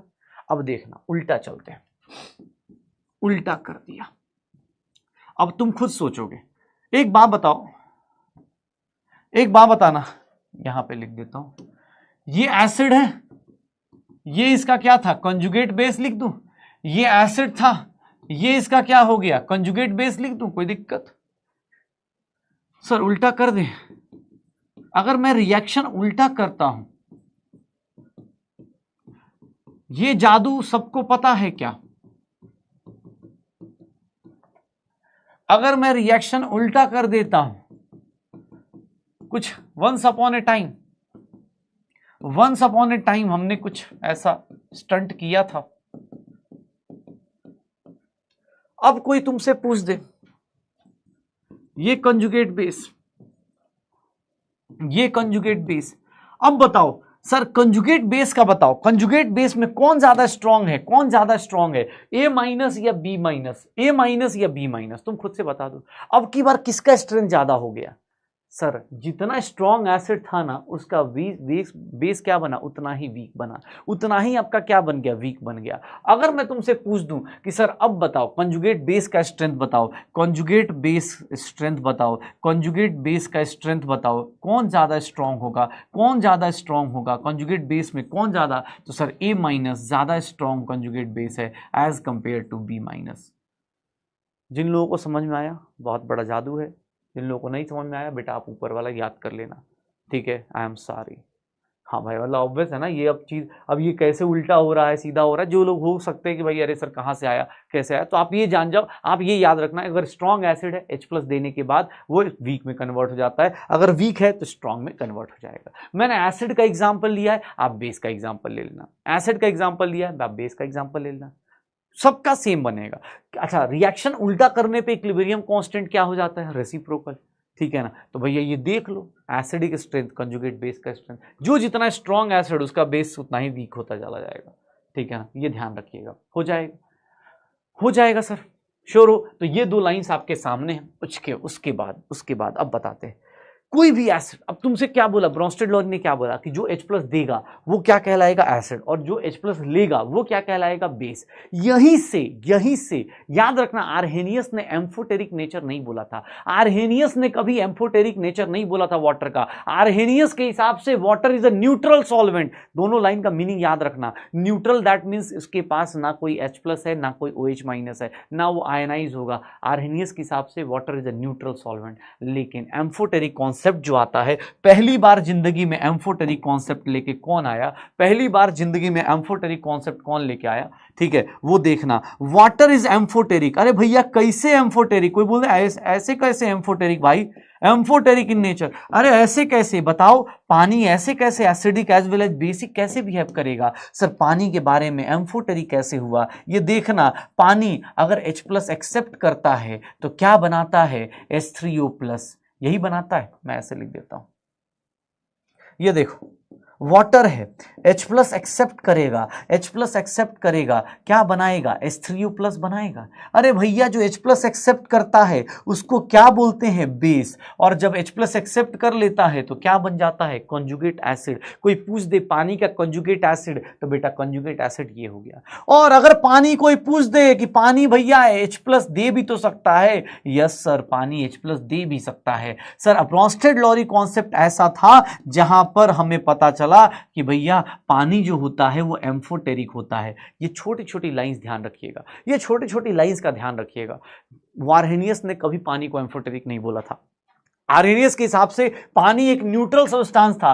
ये एम्फोटेरिक कौन बताएगा, ब्रोंस्टेड-लॉरी बताएगा। एम्फोटेरिक कौन बताएगा, ब्रोंस्टेड-लॉरी बता रहा होगा, ब्रोंस्टेड-लॉरी बताएगा कि भैया इसके हिसाब से एम्फोटेरिक होगा। ठीक है, पानी एसिड भी होगा, पानी बेस भी होगा, H+ एक्सेप्ट कर रहा है तो ये कंजुगेट, ये क्या हो गया, कंजुगेट बेस।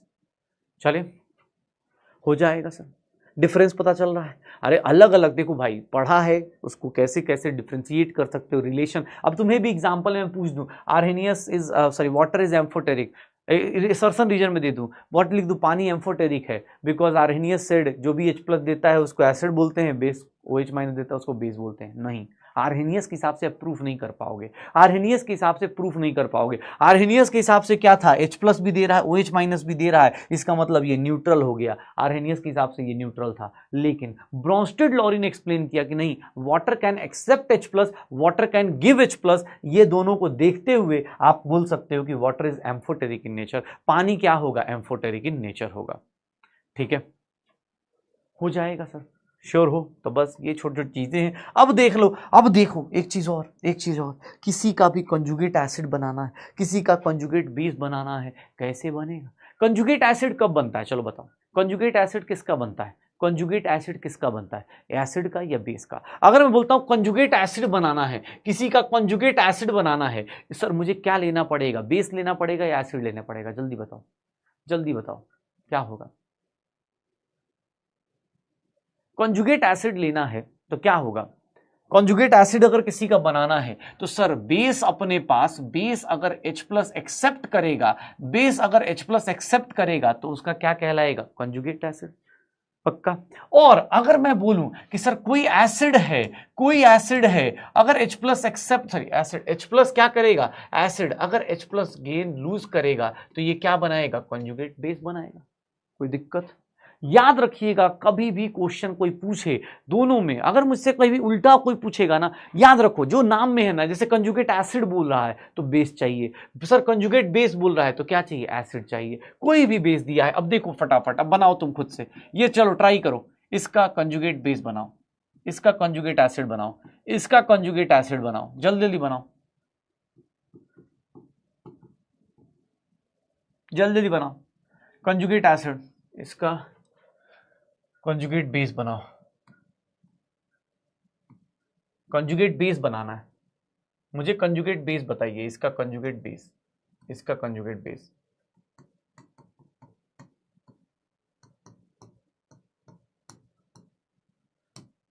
चलिए बताइए, 6 दिए हैं मैंने, फटाफट बताइए। एसिड है, बेस है, आयंस है, जो भी होगा जल्दी।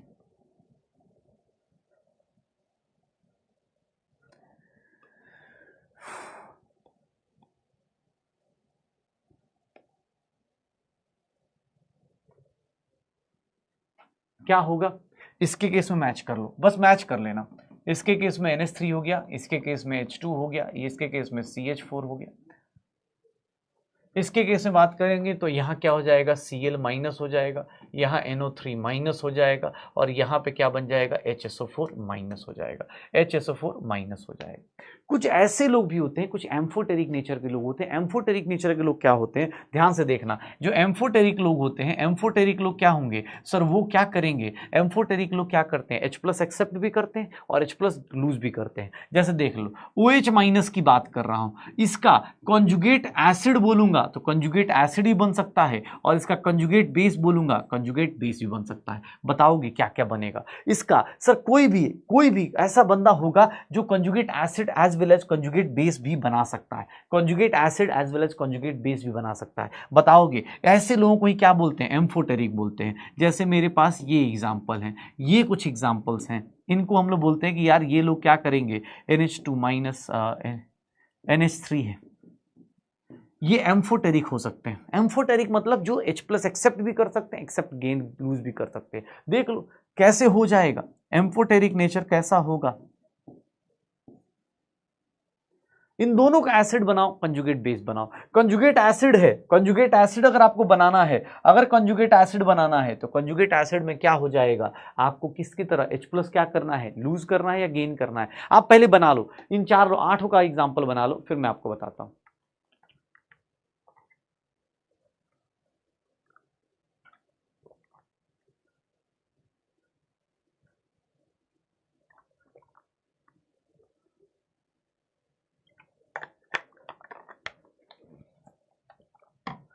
हाँ बताओ,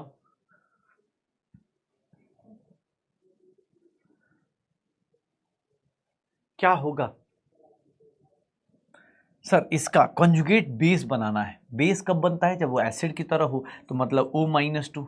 सर एसिड बनाना है मतलब बेस की तरह H+ एक्सेप्ट करोगे। सर यहाँ पे एम्फोटेरिक है तो एम्फोटेरिक में क्या करोगे, H+ क्या करोगे, एक्सेप्ट करोगे, तो कंजुगेट बेस बनेगा। और यहाँ पे -H+ कर दोगे, H+ अगर लूज कर दोगे तो क्या बनेगा सर, बेस बन जाएगा। ये देख लो, यहाँ पे CO3 -2 बन जाएगा, यहाँ पे H2CO3 बन जाएगा, H2CO3 बन जाएगा, ये H2 हो गया, ये H2CO3 हो गया। और यहाँ पे बात करेंगे तो यहाँ पे NH2 माइनस बन जाएगा और यहाँ पे क्या बन जाएगा, NH4 प्लस बन जाएगा, NH4 प्लस बन जाएगा। ये H2SO4 ऐसा, अरे यार क्या हो रहा है, SO4 -2 बन जाएगा, SO4 -2 बन जाएगा और ये क्या बन जाएगा, H2SO4 बन जाएगा। देख लो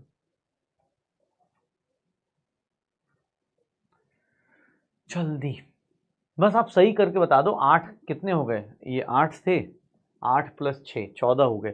कंजुगेट एसिड में मैंने 14 और 18 मतलब 8 14 दिए थे। कितने सही कितने गलत हो रहे हैं, कितना सही कितना गलत। अगर आप कंजुगेट बेस बनाओगे तो H+ लूज कराओगे, कंजुगेट एसिड बनाओगे तो H+ क्या करोगे, गेन करोगे।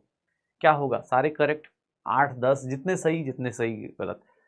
-2 क्यों किया, बिकॉज इसका एक H+ और चला जाएगा बेटा, एक पॉजिटिव चार्ज और चला जाएगा, एक पॉजिटिव चार्ज और गया तो इसके ऊपर क्या आएगा, एक निगेटिव और आएगा। -1 पहले से है तो कितना हो जाएगा, -2 हो जाएगा। यहां देखो ना, एक H+ आके ऐड हुआ तो प्लस और माइनस कितना हो गया, 0। H और H क्या हो गया, H2 हो गया। चार्ज तो ऐड करोगे ना यार, अब रिडॉक्स पढ़ चुके हो, चार्ज भी तो ऐड होगा, और चार्ज भी तो ऐड होगा। हाँ, जिसके थोड़े बहुत गलत हो रहे कोई दिक्कत नहीं। एक अच्छा क्वेश्चन है कि हाँ भाई H+ गया, H+ चला गया, एक पॉजिटिव चार्ज चला गया तो एक और निगेटिव आएगा तो CO3 पे कितना आ जाएगा, -2। इसके ऊपर H+ ऐड होगा तो प्लस और माइनस क्या हो जाएगा, 0 चार्ज, और H क्या हो जाएगा, H2CO3 हो जाएगा। निकाल लो, हो जाएगा सर, श्योर हो तो बढ़िया सर, करते रहिए। स्ट्रॉन्ग एसिड का कंजुगेट बेस वीक होता है, वीक एसिड का कंजुगेट बेस स्ट्रॉन्ग होता है। ये बेसिक चीजें हो गई, एसिडिक नेचर हो गया।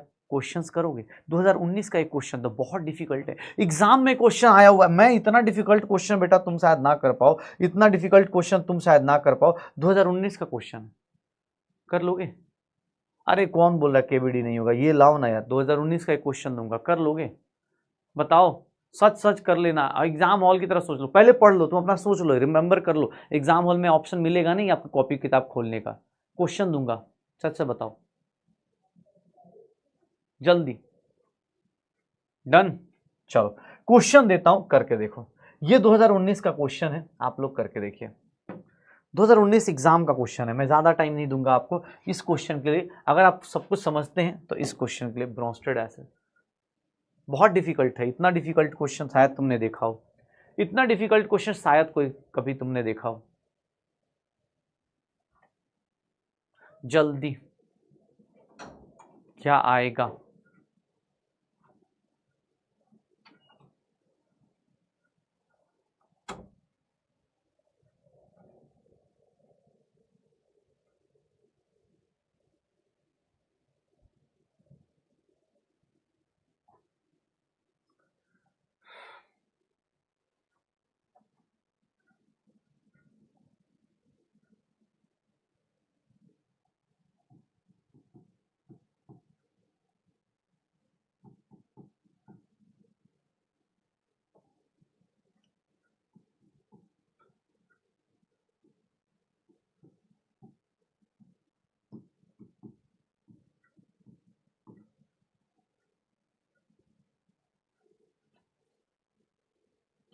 एसिड है कोई भी, उसका कंजुगेट बेस बनना है। एसिड है कोई भी, उसका कंजुगेट बेस बनना है, तो उससे H+ रिलीज कराना पड़ेगा और उसका आंसर क्या आएगा? बी आएगा। ये था भैया। कोई बोलता है सर आप इजी क्वेश्चन कराते हो, ये ले बेटा तेरे लिए यही है, ये तेरे लिए ही है। B is the correct answer, B is the correct answer. क्या हो गया? ज्यादा हार्ड हो गया क्या इसके लिए? कुछ 100% दे दिया क्या तुम लोगों ने कि 0 हो गया? अरे यार मुझे कितनी एक्साइटमेंट थी, मुझे लगा 60 ना। कोई नहीं कोई नहीं, आएगा टाइम, यकीन वाले बैच में आएगा टाइम। ठीक है, B is the correct answer. हो जाएगा, श्योर हो? देख ले भाई, ये देखना। हाँ मुझे लगा कि यार 99% सिस्टम आएगा एकदम, सिस्टम जीतेगा अपना, लेकिन कोई बात नहीं।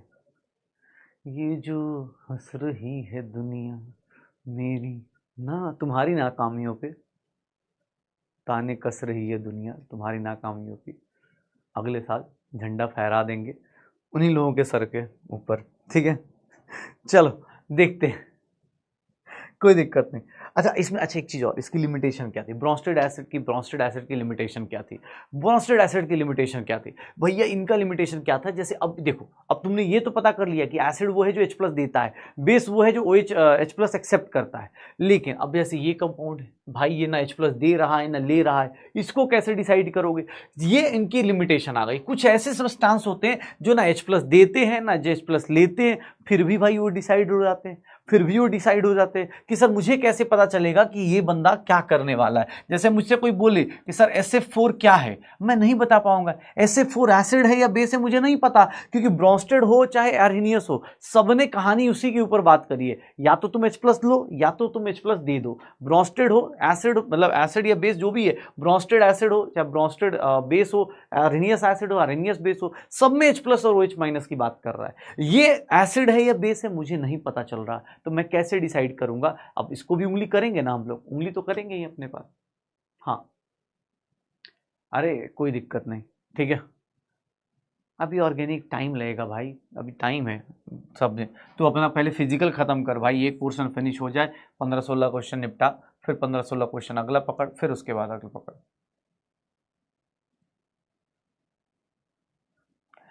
चलो SF4 की बात कर, अब ये एसिड है या बेस, इसके बारे में हम लोग थोड़ी देर में बात करेंगे। चलो एक दो क्वेश्चन और बताओ, ये बहुत डिफिकल्ट क्वेश्चन है, ये बहुत डिफिकल्ट क्वेश्चन है। बताओगे इसका आंसर क्या होगा? इसका आंसर बताओगे?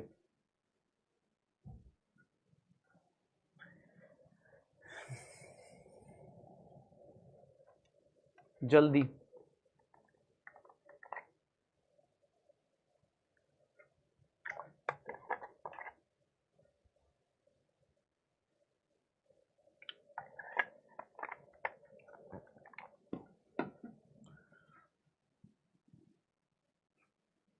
जल्दी क्या होगा इसका आंसर?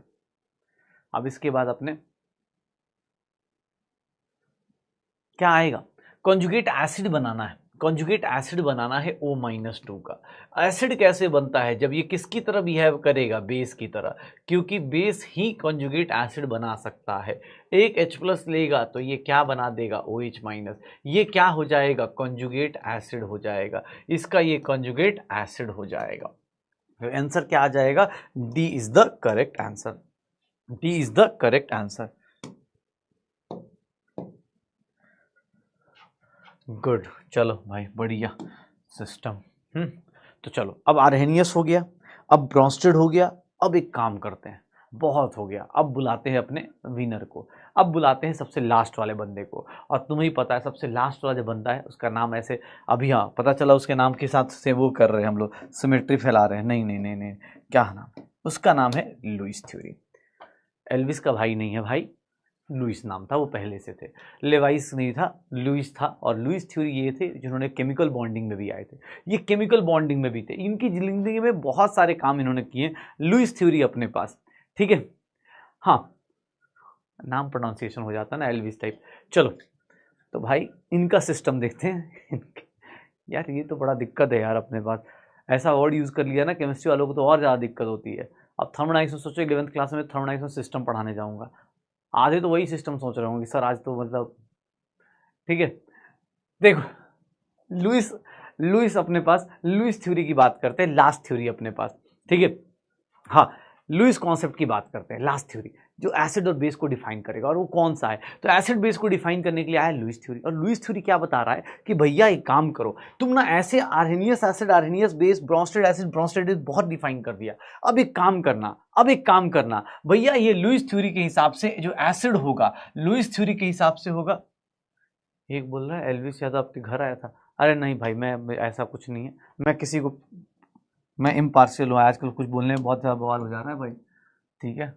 अभी कुछ पता चला मुझे, एक टीचर को निकाल दिया, ठीक है। बच्चों को समझाए भाई ऐसा कुछ नहीं है, एकदम सबकी इज्जत है, सबको इज्जत है, ठीक है। हाँ, वो कौन सा जो भी उसका लास्ट कॉन्टेस्टेंट जो भी था, जो सबसे पहले निकल गई थी या जो निकल गया था, उसकी भी इज्जत करता हूँ मैं बहुत ज़्यादा, ठीक है। चलो, हाँ ऐसा मत सोचना कि भाई कोई बोल रहा है कि सर आपके घर आया था, नहीं नहीं, सिस्टम है भाई अपना अपना। चलो, लुईस थ्योरी की बात कर रहा था। लुईस थ्योरी के हिसाब से एसिड्स किसको बोलते हैं और बेसिस किसको बोलते हैं? एसिड्स किसको बोलते हैं और किसको बोलते हैं बेसिस? ध्यान से सुनना, एसिड्स बोलते हैं और किसको बोलते हैं? बेसिस, ठीक है। एसिड्स और बेसिस किसको बोलते हैं? एक बोला कंट्रोवर्सी होगी, ठीक है। एसिड्स और बेसिस की बात करते हैं। एसिड कौन होगा? तो एसिड देखना ध्यान से, एसिड्स और बेसिस की बात करेंगे तो एसिड और बेस में क्या आएगा? अकॉर्डिंग टू आर्हेनियस क्या था जो एसिड H+ देता है, जो H+ पानी में देता है। आर्हेनियस के हिसाब से जो एसिड H+ पानी में देता है उसको H+ जो होगा पानी में देगा उसको एसिड बोलेंगे। अकॉर्डिंग टू ब्रॉन्स्टेड क्या हुआ? सर एसिड वो है जो H+ किसी भी मीडियम में दे देता है, उसको क्या बोलते हैं? अकॉर्डिंग टू ब्रॉन्स्टेड लॉरी उसको क्या बोल देते हैं हम लोग कि सर वो क्या हो जाएगा? सर वो एसिड कहलाएगा। लेकिन अकॉर्डिंग टू लुईस, इन्होंने क्या बोला कि एसिड उसको बोलेंगे which can accept electron, which can accept electron, जो इलेक्ट्रॉन को एक्सेप्ट कर पाए, या हम बोल सकते हैं कि जो इलेक्ट्रॉन एक्सेप्टर है, जो इलेक्ट्रॉन एक्सेप्टर है उसी को हम लोग क्या बोल देते हैं? एसिड्स बोल देते हैं। जो इलेक्ट्रॉन एक्सेप्टर है उसी को क्या बोल देते हैं? एसिड बोल देते हैं। जो इलेक्ट्रॉन एक्सेप्टर है उसी को क्या बोल देते हैं? एसिड बोल देते हैं। और सर यहां बेस की बात करें तो ये क्या होगा? विच कैन डोनेट इलेक्ट्रॉन, जो इलेक्ट्रॉन डोनेट करेगा उसको क्या बोल देंगे? बेसिस बोल देंगे। या हम बोल सकते हैं इलेक्ट्रॉन डोनर को हम लोग क्या बोल सकते हैं? बेस बोल सकते हैं। इलेक्ट्रॉन डोनर को हम लोग क्या बोल सकते हैं? बेस बोल सकते हैं। इलेक्ट्रॉन डोनर क्या होगा? बेस होगा। तो भाई ये देख लेना अपने पास, इलेक्ट्रॉन डोनर क्या कहलाएगा? बेस कहलाएगा। एसिड और बेस की बेसिक डेफिनेशन ही अलग कर दी उसने बोला ये H+ OH- बहुत हो गया भाई, इलेक्ट्रॉन डोनर, इलेक्ट्रॉन एक्सेप्टर की बारे में बात करो, ये जरूरी नहीं। जैसे बहुत सारे लोग क्या बोल देते हैं कि सर इलेक्ट्रॉन मतलब लुईस एसिड क्या होगा? सर इसका नेचर जो होगा इलेक्ट्रोफिलिक होगा, इलेक्ट्रोफिलिक नेचर होगा। इलेक्ट्रोफिलिक नेचर का मतलब क्या होता है? सर आपको थोड़ा बहुत ऑर्गेनिक आइडिया हो, इलेक्ट्रॉन लविंग बोल सकते हैं कि सर ये इलेक्ट्रॉन लविंग होगा, इलेक्ट्रॉन लविंग टाइप होगा कि सर इसको इलेक्ट्रॉन चाहिए। इलेक्ट्रोफिलिक नेचर होगा लुईस एसिड का। इलेक्ट्रोफाइल जरूरी नहीं है, इलेक्ट्रोफिलिक होगा। दूसरा, इसका नेचर जो होगा, इसका नेचर क्या होगा, न्यूक्लियोफिलिक होगा। इसका नेचर क्या होगा, न्यूक्लियोफिलिक नेचर होगा। न्यूक्लियोफिलिक मतलब क्या हो गया कि सर ये क्या करता है, इलेक्ट्रॉन डोनर के टाइप का, इलेक्ट्रॉन रिच होगा, या फिर हम बोल देते हैं डोनर टाइप का नेचर होगा। ये इलेक्ट्रोफिलिक नेचर लेके, ये न्यूक्लियोफिलिक, ये क्या हो गया, इलेक्ट्रोफिलिक। ये न्यूक्लियोफिलिक, ये क्या हो गया, इलेक्ट्रोफिलिक। ये न्यूक्लियोफिलिक, ये क्या हो गया, इलेक्ट्रोफिलिक। उसके बाद कुछ कंडीशंस होती हैं, कुछ कंडीशंस होती हैं। जैसे यहाँ पे कुछ लोगों को लगता है,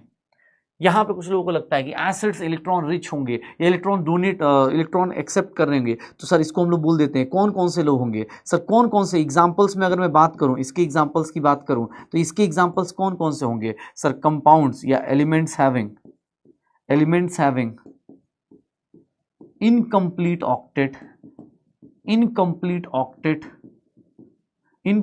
ऑक्टेट विथ वैकेंट ऑर्बिटल्स। यहां पे कोई गलती से मत बोल देना all cations are Lewis acid, नहीं, कटायंस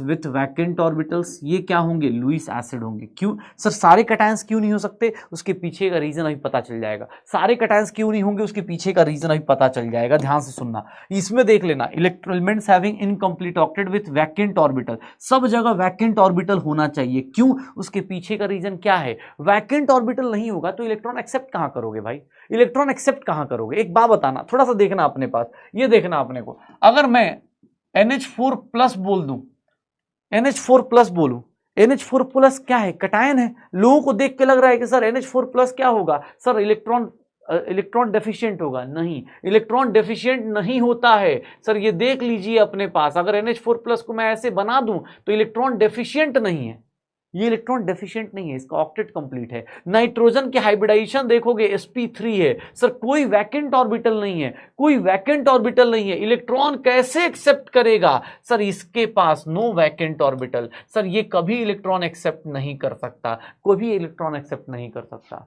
जरूरी नहीं कि हर एक इलेक्ट्रो, सर जितने भी कटायंस है वो सारे के सारे सर लुईस एसिड हो, ऐसा जरूरी नहीं है। हाँ, अगर होंगे, ये देखना अपने पास, अगर मैं यही CH3 प्लस कर दूं, अगर यही CH3 प्लस कर दूं, CH3 प्लस का स्ट्रक्चर देखोगे ऐसा बन जाएगा, CH3 प्लस का स्ट्रक्चर ऐसा बन जाएगा, CH3 प्लस का स्ट्रक्चर ऐसा बन जाएगा। और CH3 प्लस में देखोगे तो सर इसकी हाइब्रिडाइजेशन क्या होगी, sp2 मतलब एक वैकेंट p ऑर्बिटल है, एक वैकेंट p ऑर्बिटल है सर। आराम से ये किसकी तरह बिहेव करेगा, ये लुईस एसिड की तरह बिहेव करेगा। ये क्या है, लुईस एसिड है, ये इलेक्ट्रॉन एक्सेप्ट कर सकता है, ये इलेक्ट्रॉन एक्सेप्ट कर सकता है। CH3 प्लस ये इलेक्ट्रॉन एक्सेप्ट करेगा, वन वैकेंट p ऑर्बिटल होगा, एक वैकेंट p ऑर्बिटल है, इसीलिए इलेक्ट्रॉन एक्सेप्ट करेगा। ये वाला बेचारा इलेक्ट्रॉन एक्सेप्ट नहीं कर सकता, इसीलिए मैंने डेफिनेशन लिखते टाइम ये बोल दिया कि सर याद रखिएगा इसके एग्जाम्पल में जिनके पास वैकेंट ऑर्बिटल है।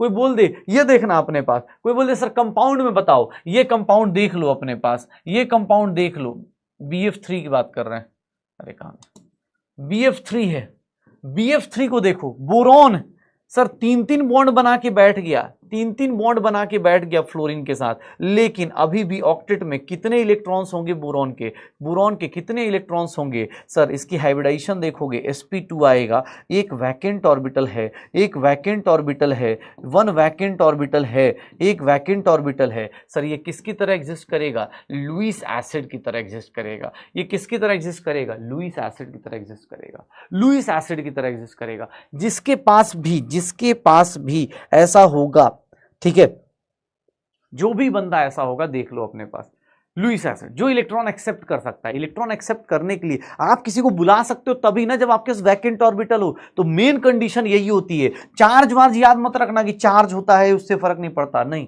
सर। आप इसके एग्जांपल्स देखोगे, अगर मैं इसके एग्जांपल्स की बात करूं, तो यहां पे क्या होगा, elements with complete octet. Electron donate कौन करेगा, कंप्लीट ऑक्टेट होना चाहिए विथ लोन पेयर। यहां पे एक कंडीशन है, with lone pair electron. Sir electron क्या होने चाहिए, लोन पेयर होना चाहिए। सिर्फ और सिर्फ कंप्लीट ऑक्टेट हो जाए तो आप इलेक्ट्रॉन डोनेट नहीं कर सकते, ये ध्यान रखना। सिर्फ और सिर्फ इलेक्ट्रॉन मतलब कंप्लीट ऑक्टेट हो जाए तो आप इलेक्ट्रॉन डोनेट नहीं कर सकते। क्यों, क्योंकि सर देख लो, इसका एग्जाम्पल दिखा देता हूं। ये तो चलो लुईस एसिड का हो गया, ये क्या हो गया, नॉट अ लुईस एसिड, ये लुईस एसिड नहीं है। एक बात बताना, CH4 है, CH4 क्या होगा, लुईस बेस होगा क्या, CH4 क्या होगा। एक बोल रहा हाइब्रिडाइजेशन नहीं आती, अरे कोई बात नहीं, अभी बस जान जा हाइब्रिडाइजेशन नाम की एक चीज होती है, ये जान जा, मेरे एग्जांपल देख ले कि भाई अभी हाइब्रिडेशन पढ़ेगा पता चल जाएगा। अभी बस इतना जान जा, CH4 है, CH4 का क्या हालत होती है, CH4 आप जब बनाओगे, कार्बन के पास सर 4 इलेक्ट्रॉन थे, सर इसका ऑक्टेट क्या है, कंप्लीट है, ऑक्टेट क्या है, कंप्लीट है, सर इसके सारे के सारे ऑक्टेट क्या है, कंप्लीट है। लेकिन ये लुईस बेस नहीं है सर, ये लुईस बेस नहीं हो सकता, क्यों, क्योंकि सर ऑक्टेट कंप्लीट करने से, सिर्फ और सिर्फ ऑक्टेट कंप्लीट कर लोगे सर, आप लुईस बेस नहीं बन सकते। लुईस बेस तब बनोगे, लुईस बेस तब बनोगे जब ऑक्टेट कंप्लीट हो, प्लस क्या हो, लोन पेयर हो, ऑक्टेट कंप्लीट हो विथ लोन पेयर। जैसे अमोनिया को देखोगे सर, बॉन्ड से मतलब नहीं, 3 ही बॉन्ड है, लेकिन ऑक्टेट भी कंप्लीट है और प्लस क्या है, लोन पेयर है, sir it is Lewis base. ये क्या है, लुईस बेस है, ये क्या है, लुईस बेस है। तो याद रखिएगा, एसिड के केस में वैकेंट ऑर्बिटल होना चाहिए, बेस के केस में octet complete plus lone pair होना चाहिए। अगर नहीं है तो sir Lewis acid Lewis base मत बोल देना, उसके पीछे का रीजन आपको बता दिया मैंने, उसके पीछे का रीजन मैंने आपको बता दिया। लुईस बेस लुईस एसिड तभी बोलना जब पता हो कि हाँ यार ये चीजें हमें पता चल सकती हैं, हो जाएगा सर। ये एक बात बताओ, लुईस बेस क्या होगा, लुईस बेस क्या है, इलेक्ट्रॉन डोनर है। इलेक्ट्रॉन किसको डोनेट करता है, चलो एक लाइन का डिफरेंस बताना, ठीक है, इलेक्ट्रॉन ले, कोई लोन पेयर नहीं है, ऑक्टेट कंप्लीट हो, ऑक्टेट कंप्लीट हो विथ लोन पेयर। जैसा एक बात बता, SF4 में एग्जांपल दे रहा था तुझे, SF4 का एग्जांपल लेते हैं। SF4 में क्या हो जाएगा, ऐसे SF4 का स्ट्रक्चर बनाऊंगा, अभी केमिकल बॉन्डिंग आप पढ़ लोगे तो आपको पता चल जाएगा। ये जिग वो अपने पास क्या बोलते हैं, हाँ ये सीसॉ स्ट्रक्चर होता है SF4 का। SF4 क्या होगा, लुईस एसिड होगा या लुईस बेस होगा, चलो बताओ, लुईस एसिड है या लुईस बेस है, जल्दी बताओ, लुईस एसिड है या लुईस बेस है। SF4 क्या है, लुईस एसिड है या लुईस बेस है, जल्दी बताओ, लुईस एसिड है या बेस है, जल्दी।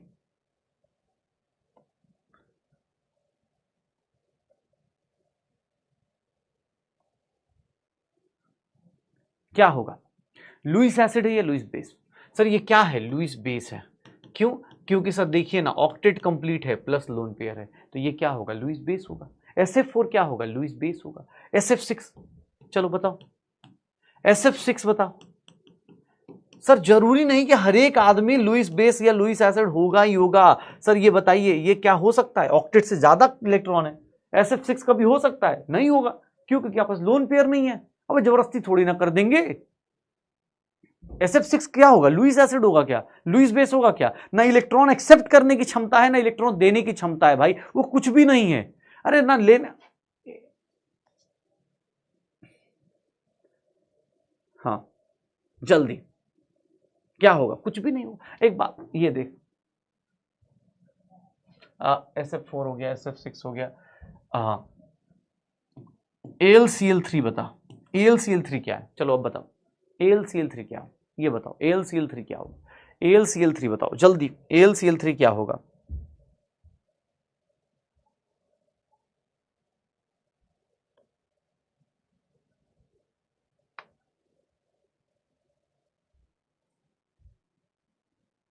AlCl3 क्या होगा, AlCl3 को देखोगे तो एल्यूमिनियम के वैकेंट ऑर्बिटल में, सॉरी ये क्या होगा, ClCl। सर देख लो, 3 ही इलेक्ट्रॉन है, तीनों के तीनों बॉन्डिंग में चले गए, ऑक्टेट कंप्लीट नहीं हुआ। सर ऑक्टेट कंप्लीट नहीं है, इनकम्प्लीट ऑक्टेट है, तो ये क्या होगा, लुईस एसिड होगा। यहाँ पे वैकेंट ऑर्बिटल है, कैसे पता चल रहा है, sp2 हाइब्रिडाइजेशन होती है, 1 वैकेंट ऑर्बिटल, एक वैकेंट ऑर्बिटल होता है। अभी के लिए आप इतना जानिए, एक वैकेंट ऑर्बिटल होगा, आप इतना जान जाइए। ये क्या है, लुईस एसिड है। तो एसिड बेस अपने पास, एसिड और बेस की तीनों क्लासिफिकेशन आप देख लो, इन तीनों क्लासिफिकेशन को आप देख चुके हो कि सर एसिड किसको बोलते हैं, बेस किसको बोलते हैं, एसिड किसको बोलते हैं, बेस किसको बोलते हैं। एक लाइन लिखना चाहता हूं और एक लाइन में आप सब लोग थोड़ा समझने की कोशिश करना। जैसे मैंने एक लाइन बोली थी, Arrhenius acids are, all Arrhenius acids are, all Arrhenius acids are Bronsted acids. याद है, अभी एक लाइन लिखी थी, all Arrhenius acids are Bronsted acid, but all Bronsted acids are not Arrhenius acid, ऐसा लिख सकते हैं। Arrhenius acids are Bronsted acids, सब लोग क्लियर है। लेकिन अब एक लाइन लिखना चाहता हूं, थोड़ा सा देखना एक बार ध्यान से। ये एक लाइन है, बताना सही है और कैसे सही है। सही मैं पहले ही बोल देता हूं, सही तो मैं पहले बोल देता हूं, सही है। ये स्टेटमेंट का बस मीनिंग समझने की कोशिश करना, मुझे इतना बस बताना है। ये तो ऑब्वियस है गलत है, तो इसको क्या ही समझाना, ये समझना कैसे हो रहा है। कोई एग्जांपल मतलब बता सकता है, कोई बस हिंट दे दो मुझे कि सर ये लाइन कैसे समझ में आ रही है। All Bronsted acids bases are Lewis bases, all Bronsted bases are Lewis bases, all Bronsted bases are Lewis bases. ये स्टेटमेंट कैसे सही है? ट्रू है तो कैसे सही है, ट्रू है तो कैसे है। सोचो एग्जाम हॉल में आ गए, तुम कैसे सोचोगे सर लुईस बेस क्या करता है? चलो एक बात बताओ, लुईस बेस क्या होता है? इलेक्ट्रॉन डोनर होता है। या हम बोल सकते हैं इलेक्ट्रॉन डोनर कौन होगा? जो इलेक्ट्रॉन रिच होगा, यही लिखोगे ना। ध्यान सुनना, कभी भी आ जाए ना, कभी दिमाग में आ जाए तो सोच लेना कि भाई कैसे देना है आंसर। इलेक्ट्रॉन डोनर कौन होगा? जो इलेक्ट्रॉन रिच होगा, जिसके पास इलेक्ट्रॉन ज्यादा हो, वही दे सकता है ना, डोनेट तो वही कर सकता है। ब्रॉन्स्टेड बेस क्या था? ब्रॉन्स्टेड बेस वो था कि जो H प्लस एक्सेप्ट कर ले। H प्लस एक्सेप्टर कौन होगा? एक बात बताओ, H प्लस क्या है? H प्लस कौन एक्सेप्ट करता है? गरीब आदमी। H प्लस क्या है? जिसके पास कुछ नहीं था, उसको कौन एक्सेप्ट करेगा? H प्लस एक्सेप्ट कौन करेगा भाई? H प्लस एक्सेप्ट कौन करेगा?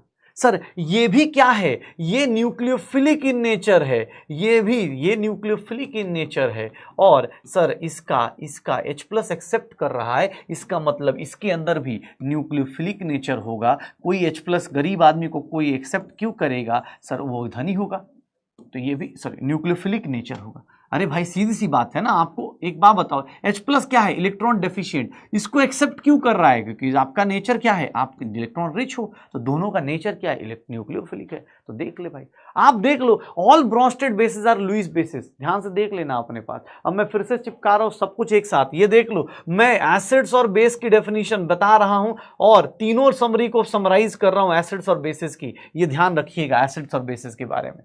मैंने बोल दिया आर्हेनियस एसिड, आर्हेनियस का कॉन्सेप्ट यूज किया। मैं एक लाइन लिख रहा हूं, H plus donor in water, ये OH minus donor in water, OH minus donor in water. याद रखिएगा सर, मैं ब्रॉन्स्टेड लॉरी कॉन्सेप्ट लगा रहा हूं, ब्रॉन्स्टेड लॉरी कॉन्सेप्ट लगा रहा हूं। इसके अंदर H प्लस डोनर सिंपल, और यहां पे H प्लस एक्सेप्टर, और मैं लगा रहा हूं लास्ट कॉन्सेप्ट, लुईस कॉन्सेप्ट। ये क्या हो गया? Electron acceptor, according to Lewis electron acceptor, और ये क्या हो गया? Electron donor. तो एसिड और बेस को अगर समराइज किया जाए, एसिड और बेस को समराइज किया जाए, तो एसिड और बेस की जो डेफिनेशंस और चीजें पढ़ रहे हैं वही है। और मैं साथ में ये भी हाईलाइट कर देता हूं कि आप चाहेंगे ये दोनों एक साथ हो सकते हैं और ये दोनों एक साथ हो सकते हैं। जो हम उस टाइम से बातें कर रहे हैं, जो भी हम उस टाइम से बातें कर रहे हैं, वो यही तो है। एसिड बेस की जितनी थ्योरी पढ़ी, अगर सबको एक साथ समराइज कर दिया जाए तो यही तो है। लोन पेयर एक्सेप्ट करे, लोन पेयर, अरे लोन पेयर भाई लिखना ज्यादा अच्छा नहीं होता, इलेक्ट्रॉन बोलते हैं। जो तो नहीं, एक ही इलेक्ट्रॉन आएगा तो भी इलेक्ट्रॉन एक्सेप्टर बोलेंगे ना भाई। Lone pair acceptor, lone pair donator, obvious है लोन पेयर एक्सेप्ट वही करेगा। मतलब सर इलेक्ट्रॉन एक्सेप्ट कर रहे हो या लोन पेयर एक्सेप्ट कर रहे हो, बात वही है। ठीक है, ये देख लो भाई, हो जाएगा। तो ये देख लो, आर्हेनियस का concept, Bronsted Lowry, electron Lewis का कॉन्सेप्ट, ये सारे के सारे अपने पास, सारे के सारे हम लोगों के पास क्या आ गए? एसिड बेस के कॉन्सेप्ट हो गए। एसिड बेस हमने पढ़ लिया, सारे टाइप के एसिड्स और बेसिस देख लिए। अब आज के बाद एसिड्स और बेसिस के बारे में आपको, इसके 2019 में क्वेश्चन है बेटा, और इसके बाद क्वेश्चन नहीं आए हैं। 2019 वाला क्वेश्चन मैंने क्लास में करा दिया है, उसके बाद के क्वेश्चन आ सकते हैं कभी भी, किसी भी टाइम। जैसे ये वाली लाइन मुझे बहुत डराती है, रीजन उसका बता रहा हूं, क्योंकि तुम्हें ही पता है सरसन रीजन का क्वेश्चन बन गया ना, सब लोग बर्बाद हो जाएंगे अगर पहले से सोच के नहीं गए तो। अगर पहले से नहीं सोचा है कि ये दोनों एक ही बात कर रहे हैं, ये दोनों एक ही बात कर रहे हैं, जैसे ये वाली लाइन है, एग्जाम हॉल में क्या लिख देगा? All Bronsted bases are Lewis bases. Reason में क्या लिख देगा? They are nucleophilic in nature. आपको खुद से करना पड़ेगा, आपको खुद से करना पड़ेगा कि हाँ सर ये न्यूक्लियोफिलिक इन नेचर है। ठीक है, ये न्यूक्लियोफिलिक इन नेचर है। सर ये दोनों एक दूसरे के हैं, क्यों हैं? इसका रीजन पता होना चाहिए। तो ये ध्यान रखिएगा, ये टेबल आपको जो क्लास में आज पढ़ा उसको इस टेबल में खत्म कर लीजिए। ठीक है, इसको आज खत्म कर लीजिए। हो जाएगा सर, ये हो गया। अच्छा, मुझसे किसने बोला सर आप इतने सारे वो कर रहे हो। अब बेटा ना देख, एसिड्स हो गए, बेसिस हो गए, एसिड्स और बेसिस सॉल्वेंट वाइज अलग अलग रोल प्ले करते हैं। तो हमें ना एक बस छोटा सा थ्योरेटिकल पॉइंट है, जान जाते, हमें अलग अलग टाइप के सॉल्वेंट जानने। कोई रटेगा नहीं इसको बैठ के, आपको बस ये रटना नहीं है, आज देख लो आपको पता चल जाएगा। थोड़ा सा बस नाम जान जाना, क्योंकि एग्जाम हॉल में पता नहीं है बेटा। सॉल्वेंट एनसीईआरटी में बार बार यूज होता है, तो हो सकता है टाइप्स ऑफ सॉल्वेंट पूछ ले। क्यों, उसका रीजन बताता हूं। कुछ सॉल्वेंट ऐसे होते हैं प्रोटोफिलिक, नाम रटना नहीं है। प्रोटोफिलिक मतलब proton loving. Proton loving, H plus को कौन लेगा सर, प्रोटॉन लविंग मतलब जिसकी टेंडेंसी क्या है, greater tendency to accept proton. नाम से ही लिखा हुआ है protophilic, proton loving. Sir protogenic, protogenic मतलब प्रोटॉन प्रोड्यूसर, जो क्या करेगा, टेंडेंसी टू क्या करेगा, प्रोड्यूस प्रोटॉन्स। तो आप इसको रटो मत, आप बस जान जाओ कुछ सॉल्वेंट ऐसे होते हैं जो प्रोटॉन लविंग होते हैं, कुछ सॉल्वेंट ऐसे हैं जो प्रोटॉन, हो सकता है एग्जाम हॉल में मैच करने को आ जाए। एक होते हैं एम्फीप्रोटिक, मतलब वो दोनों की तरह काम करेंगे, प्रोटोफिलिक भी होंगे प्रोटोजेनिक भी होंगे, प्रोटोफिलिक भी होंगे प्रोटोजेनिक भी होंगे। तो प्रोटोफिलिक, प्रोटोजेनिक, एम्फीप्रोटिक, ये क्या है, ये प्रोटिक सॉल्वेंट है। मतलब या तो H प्लस लेंगे या फिर H प्लस देंगे, ये ऐसी चीजें हो रही होंगी, या तो H प्लस लेंगे या फिर H प्लस देंगे, ये वाले सॉल्वेंट होते हैं। एग्जाम्पल भी आपके सामने है, वाटर H प्लस दे सकता है या वाटर H प्लस ले सकता है। वाटर HCl H प्लस देगा, ये H प्लस देगा, H प्लस देगा, ये H प्लस एक्सेप्ट करेगा। कुछ ऐसे लोग हैं जो दोनों काम कर सकते हैं, जो दोनों काम कर सकते हैं, ठीक है। तो ये ध्यान रखना, प्रोटोफिलिक, प्रोटोजेनिक और एम्फी, ये H प्लस के ऊपर सारा का सारा प्रोटिक है। और लास्ट सॉल्वेंट कौन सा आता है, लास्ट सॉल्वेंट कौन सा आता है, ए प्रोटिक। लास्ट सॉल्वेंट क्या आता है, ए प्रोटिक। ए प्रोटिक सॉल्वेंट क्या है सर, जो ना ही डोनेट करे और ना ही एक्सेप्ट करे। मतलब अगर मुझसे कोई पूछे, ध्यान से देखना, मैं सॉल्वेंट को दो टाइप से डिवाइड करता हूं। देख बेटा, सबका समरी लेक्चर मैं ही बता देता हूं। सॉल्वेंट्स दो टाइप के होंगे मेरे लाइफ में, एक होता है ए प्रोटिक, एक प्रोटिक सॉल्वेंट, और एक होता है protic solvent. Protic solvent, protic में अब तीन टाइप के बन जाते हैं। एक होता है सर प्रोटोफिलिक हो जाता है, एक हो जाता है प्रोटोफिलिक, एक हो जाता है प्रोटोजेनिक हो जाता है, एक प्रोटोजेनिक, और एक क्या हो जाता है, एम्फीप्रोटिक। ये देख ले भाई, तेरा सारा सॉल्वेंट ये कवर हो गया। ले, इतने ही टाइप के सॉल्वेंट होते, इतने ही टाइप के सॉल्वेंट होते, इतने ही टाइप के सॉल्वेंट होते हैं। एक H प्लस देता है, एक H प्लस एक्सेप्ट करता है, एक दोनों काम करता है, इसको बोलते हैं प्रोटिक। और जो कुछ नहीं करता, जो H प्लस न देता है न लूज करता है, विच नीदर डोनेट और नॉर एक्सेप्ट प्रोटॉन, उसको क्या बोल देते हैं, ए प्रोटिक। तो भैया ये हो गया, ये हो गया अपने पास। आपके सॉल्वेंट दो ही टाइप के होंगे जो इस चैप्टर में बार बार यूज होंगे। एग्जाम हॉल में देखो दिक्कत क्या, कोई बोले सर ये सब सिलेबस में नहीं है, मुझे ही पता है एनसीईआरटी में वर्ड्स यूज नहीं किए गए। एनसीईआरटी में बस एक वर्ड यूज किया गया है, वो भी ये, एनसीईआरटी में सिर्फ इसको यूज किया गया है। एनसीईआरटी डायरेक्ट और इनडायरेक्ट में ये बताता है कि भैया सिलेबस में क्या है क्या नहीं है। तो इसलिए ये अपने को देख लेना, ये अपने को देख लेना कि एम्फीप्रोटिक सॉल्वेंट क्या होता है, प्रोटिक सॉल्वेंट क्या होता है, एप्रोटिक सॉल्वेंट क्या होता है। ओके, एसिड्स हो गए, बेसिस हो गए, इन आयनिक इक्विलिब्रियम। अच्छा चलो एक बात बताओ, याद करो, शुरुआत का याद करो, आयनिक इक्विलिब्रियम किसके लिए वैलिड था, स्ट्रॉन्ग इलेक्ट्रोलाइट के लिए, वीक इलेक्ट्रोलाइट के लिए, या नॉन इलेक्ट्रोलाइट के लिए। चलो आंसर बताओ, आयनिक इक्विलिब्रियम किसके लिए वैलिड था, स्ट्रॉन्ग के लिए था, वीक के लिए था, या फिर सर स्ट्रॉन्ग के लिए था, वीक के लिए था, या फिर नॉन इलेक्ट्रोलाइट्स के लिए था। आंसर बताओ, आयनिक इक्विलिब्रियम किसमें पॉसिबल है, किसमें पॉसिबल है, किसमें पॉसिबल है, किसके लिए पॉसिबल है, किसके लिए पॉसिबल है, वीक के लिए पॉसिबल है। अरे वीक के लिए क्यों पॉसिबल है, क्योंकि वीक के केस में अल्फा आता था, डिग्री ऑफ डिसोसिएशन आता था। हाँ बेटा, आज अभी न्यूमेरिकल्स, आज तो थ्योरी पढ़ा रहा हूँ, आज न्यूमेरिकल्स है ही नहीं मेरे पास। अब अगली क्लास से आएंगे, कल तुमने क्लास अपनी कैंसिल करवा ली, मतलब कैंसिल किया, टेस्ट है संडे को, तो चलो कोई बात नहीं, अच्छे से टेस्ट देना है, मैं पहले बता रहा हूँ। हाँ, वीक के लिए पढ़ना है। अच्छा एक बात बताओ, एक सिंपल सी बताता हूँ, एक सिंपल सी, हाँ हाँ ठीक है भाई, न्यूमेरिकल एक भी नहीं करा रहा हूँ आज, तो देख ले, एक भी न्यूमेरिकल नहीं। इक्विलिब्रियम कांस्टेंट की बात करते हैं। इक्विलिब्रियम कांस्टेंट के ना अलग अलग तरीके थे। इक्विलिब्रियम कांस्टेंट हमने केमिकल इक्विलिब्रियम में, केमिकल इक्विलिब्रियम में इक्विलिब्रियम कांस्टेंट हमने केसी पढ़ा है, हमने केपी पढ़ा है, और हमने केकाई पढ़ा है। ये कहाँ पढ़ा, केमिकल इक्विलिब्रियम में। ये कहाँ पढ़ा, केमिकल इक्विलिब्रियम में। केमिकल इक्विलिब्रियम में हमने ये तीन चार टाइप पढ़ लिए, केसी, केपी और केकाई। केसी केपी और केकाई, इनको आपस में रिलेट भी कर दिया था हम लोगों ने। KP is equals to KC RT की पावर डेल्टा एनजी, या फिर केकाई इंटू पी टोटल की पावर डेल्टा एनजी, ऐसे करके हमने रिलेट भी किया हुआ था। इक्विलिब्रियम कांस्टेंट हमने केमिकल इक्विलिब्रियम में ये 3 टाइप के पढ़े थे। अब इस चैप्टर में केमिकल इक्विलिब्रियम में अपने पास सर केमिकल आयनिक इक्विलिब्रियम में, आयनिक इक्विलिब्रियम चैप्टर में देखना एक बार ध्यान से सर, बस इसका मीनिंग समझ जाओ, हो गया। अगर फॉर एसिड बोला जाएगा, ध्यान से देखना, इक्विलिब्रियम कांस्टेंट फॉर, अगर कोई बोल दे इक्विलिब्रियम कांस्टेंट फॉर एसिड बोल दिया जाए तो उसको हम लोग लिखेंगे के। फॉर बेस बोलेगा, बेसिस के लिए बोलेगा तो उसको लिखेंगे के बी। फॉर वाटर बोलेगा तो उसको हम लिखेंगे के डब्ल्यू। फॉर हाइड्रोलिसिस, ऐसे फॉर अब अलग अलग लिखा जाए। फॉर सॉल्ट हाइड्रोलिसिस की बात करेंगे, सॉल्ट हाइड्रोलिसिस की बात करेंगे तो सॉल्ट हाइड्रोलिसिस में इसको यूज करेंगे के एच। इसको क्या यूज करेंगे हम लोग, के एच, ऐसे के एच ऐसे लिख देते हैं, के एच लिख देते हैं, के बी, के डब्ल्यू, के एच, ऐसे वर्ड्स यूज करेंगे। अगर एसिड के लिए यूज होगा तो एसिड के लिए ये, बेस के लिए ये, वाटर के लिए ये, इसके लिए ये, बस ये ध्यान रखना, ठीक है। इसको बस इतना ध्यान रखना, इसके अलावा नहीं बता रहा हूं। इक्विलिब्रियम कांस्टेंट अभी भी किस पे डिपेंड करता है, सिर्फ और सिर्फ किस पे डिपेंड करता है, किस पे, इक्विलिब्रियम कांस्टेंट सिर्फ और सिर्फ किस पे डिपेंड करता है, कॉन्सेंट्रेशन पे। किस पे डिपेंड करता है बताओ, किस पे डिपेंड करता है, किस पे डिपेंड करता है, इक्विलिब्रियम कांस्टेंट सिर्फ और सिर्फ किस पे डिपेंड करता है, आयनिक इक्विलिब्रियम में बस ये नए नए इक्विलिब्रियम कांस्टेंट ये सब आ जाएंगे।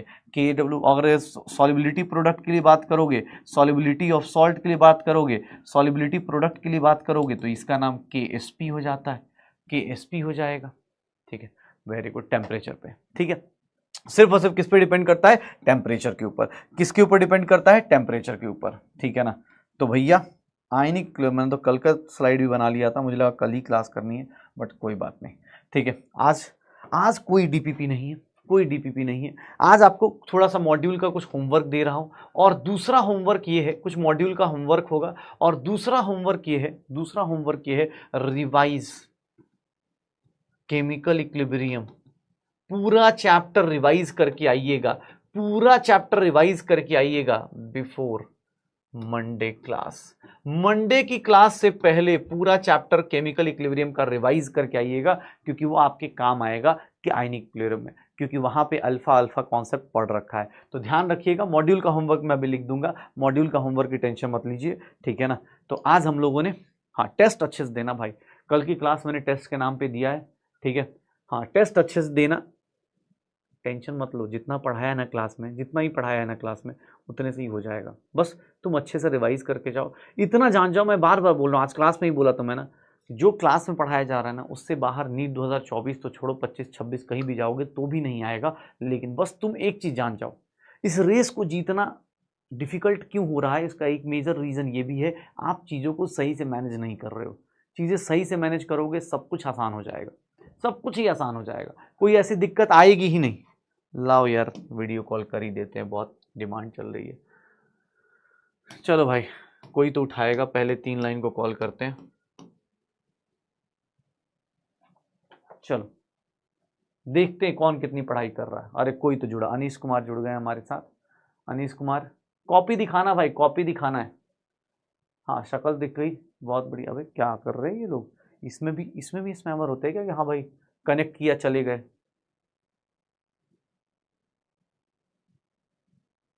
हाँ भाई, अरे बाप रे, शिखर भाई कॉपी दिखा, अरे क्या कर रहा है। हाँ भाई शिखर भाई, काफी स्टिकी नोट्स लगा रखे हैं तुमने पीछे। शिखर शुक्ला, अरे शॉर्ट नोट्स दिखाना। ओके, नेहा रोहित, ओके, कैसी चल रही है पढ़ाई। अरे वाह, गुड, क्या बात है। देखो जो लोग बोलते हैं साथ साथ में नोट्स नहीं बनते, उनके लिए खास कर देखो, उसने नोट्स भी बना रखे। वेरी गुड नेहा रोहित, बहुत बढ़िया, बहुत बढ़िया, very good, very good, good. पढ़ाई सही चल रही है, पढ़ाई सही चल रही है नेहा रोहित। हाँ बढ़िया, चलो ठीक है, ठीक है, बढ़िया। और कौन था यार, इतने लोगों को कॉल किया मैंने, 9 लोगों को कॉल किया, ठीक है। सोचो लोग साथ साथ में नोट्स भी बना रहे हैं, उसने अच्छा नोट्स बनाया था, देखा मैंने अभी। तो चलो ट्राई करो, कोई बात नहीं। एक काम करते हैं, शिखर भाई तो आए और चले गए यार, साइड में चले गए भाई। वो बेचारा सोच के नहीं बैठा था कि एक सर मिल जाएंगे। चलो बढ़िया, गुड, ठीक है। चलो मिलते हैं अगली क्लास में, फिर से किससे मुलाकात होगी, फिर से किससे बात होगी। कोशिश करो और इस बार जीतना है। नीट 2024 हम सबका एम है, इसी बार जीतना है, अपने आप से ये प्रॉमिस रखो। और मैंने आज बोला ना, मैं एज अ टीचर, हम दोनों ने आज प्रॉमिस किया है सर नीट 2024 क्रैक करके अपने को एक मैसेज ड्रॉप करना है, ठीक है। वो वीडियो आएगी उसके नीचे, ठीक है। चलो मिलते हैं अगली क्लास में, तब तक के लिए बाय बाय।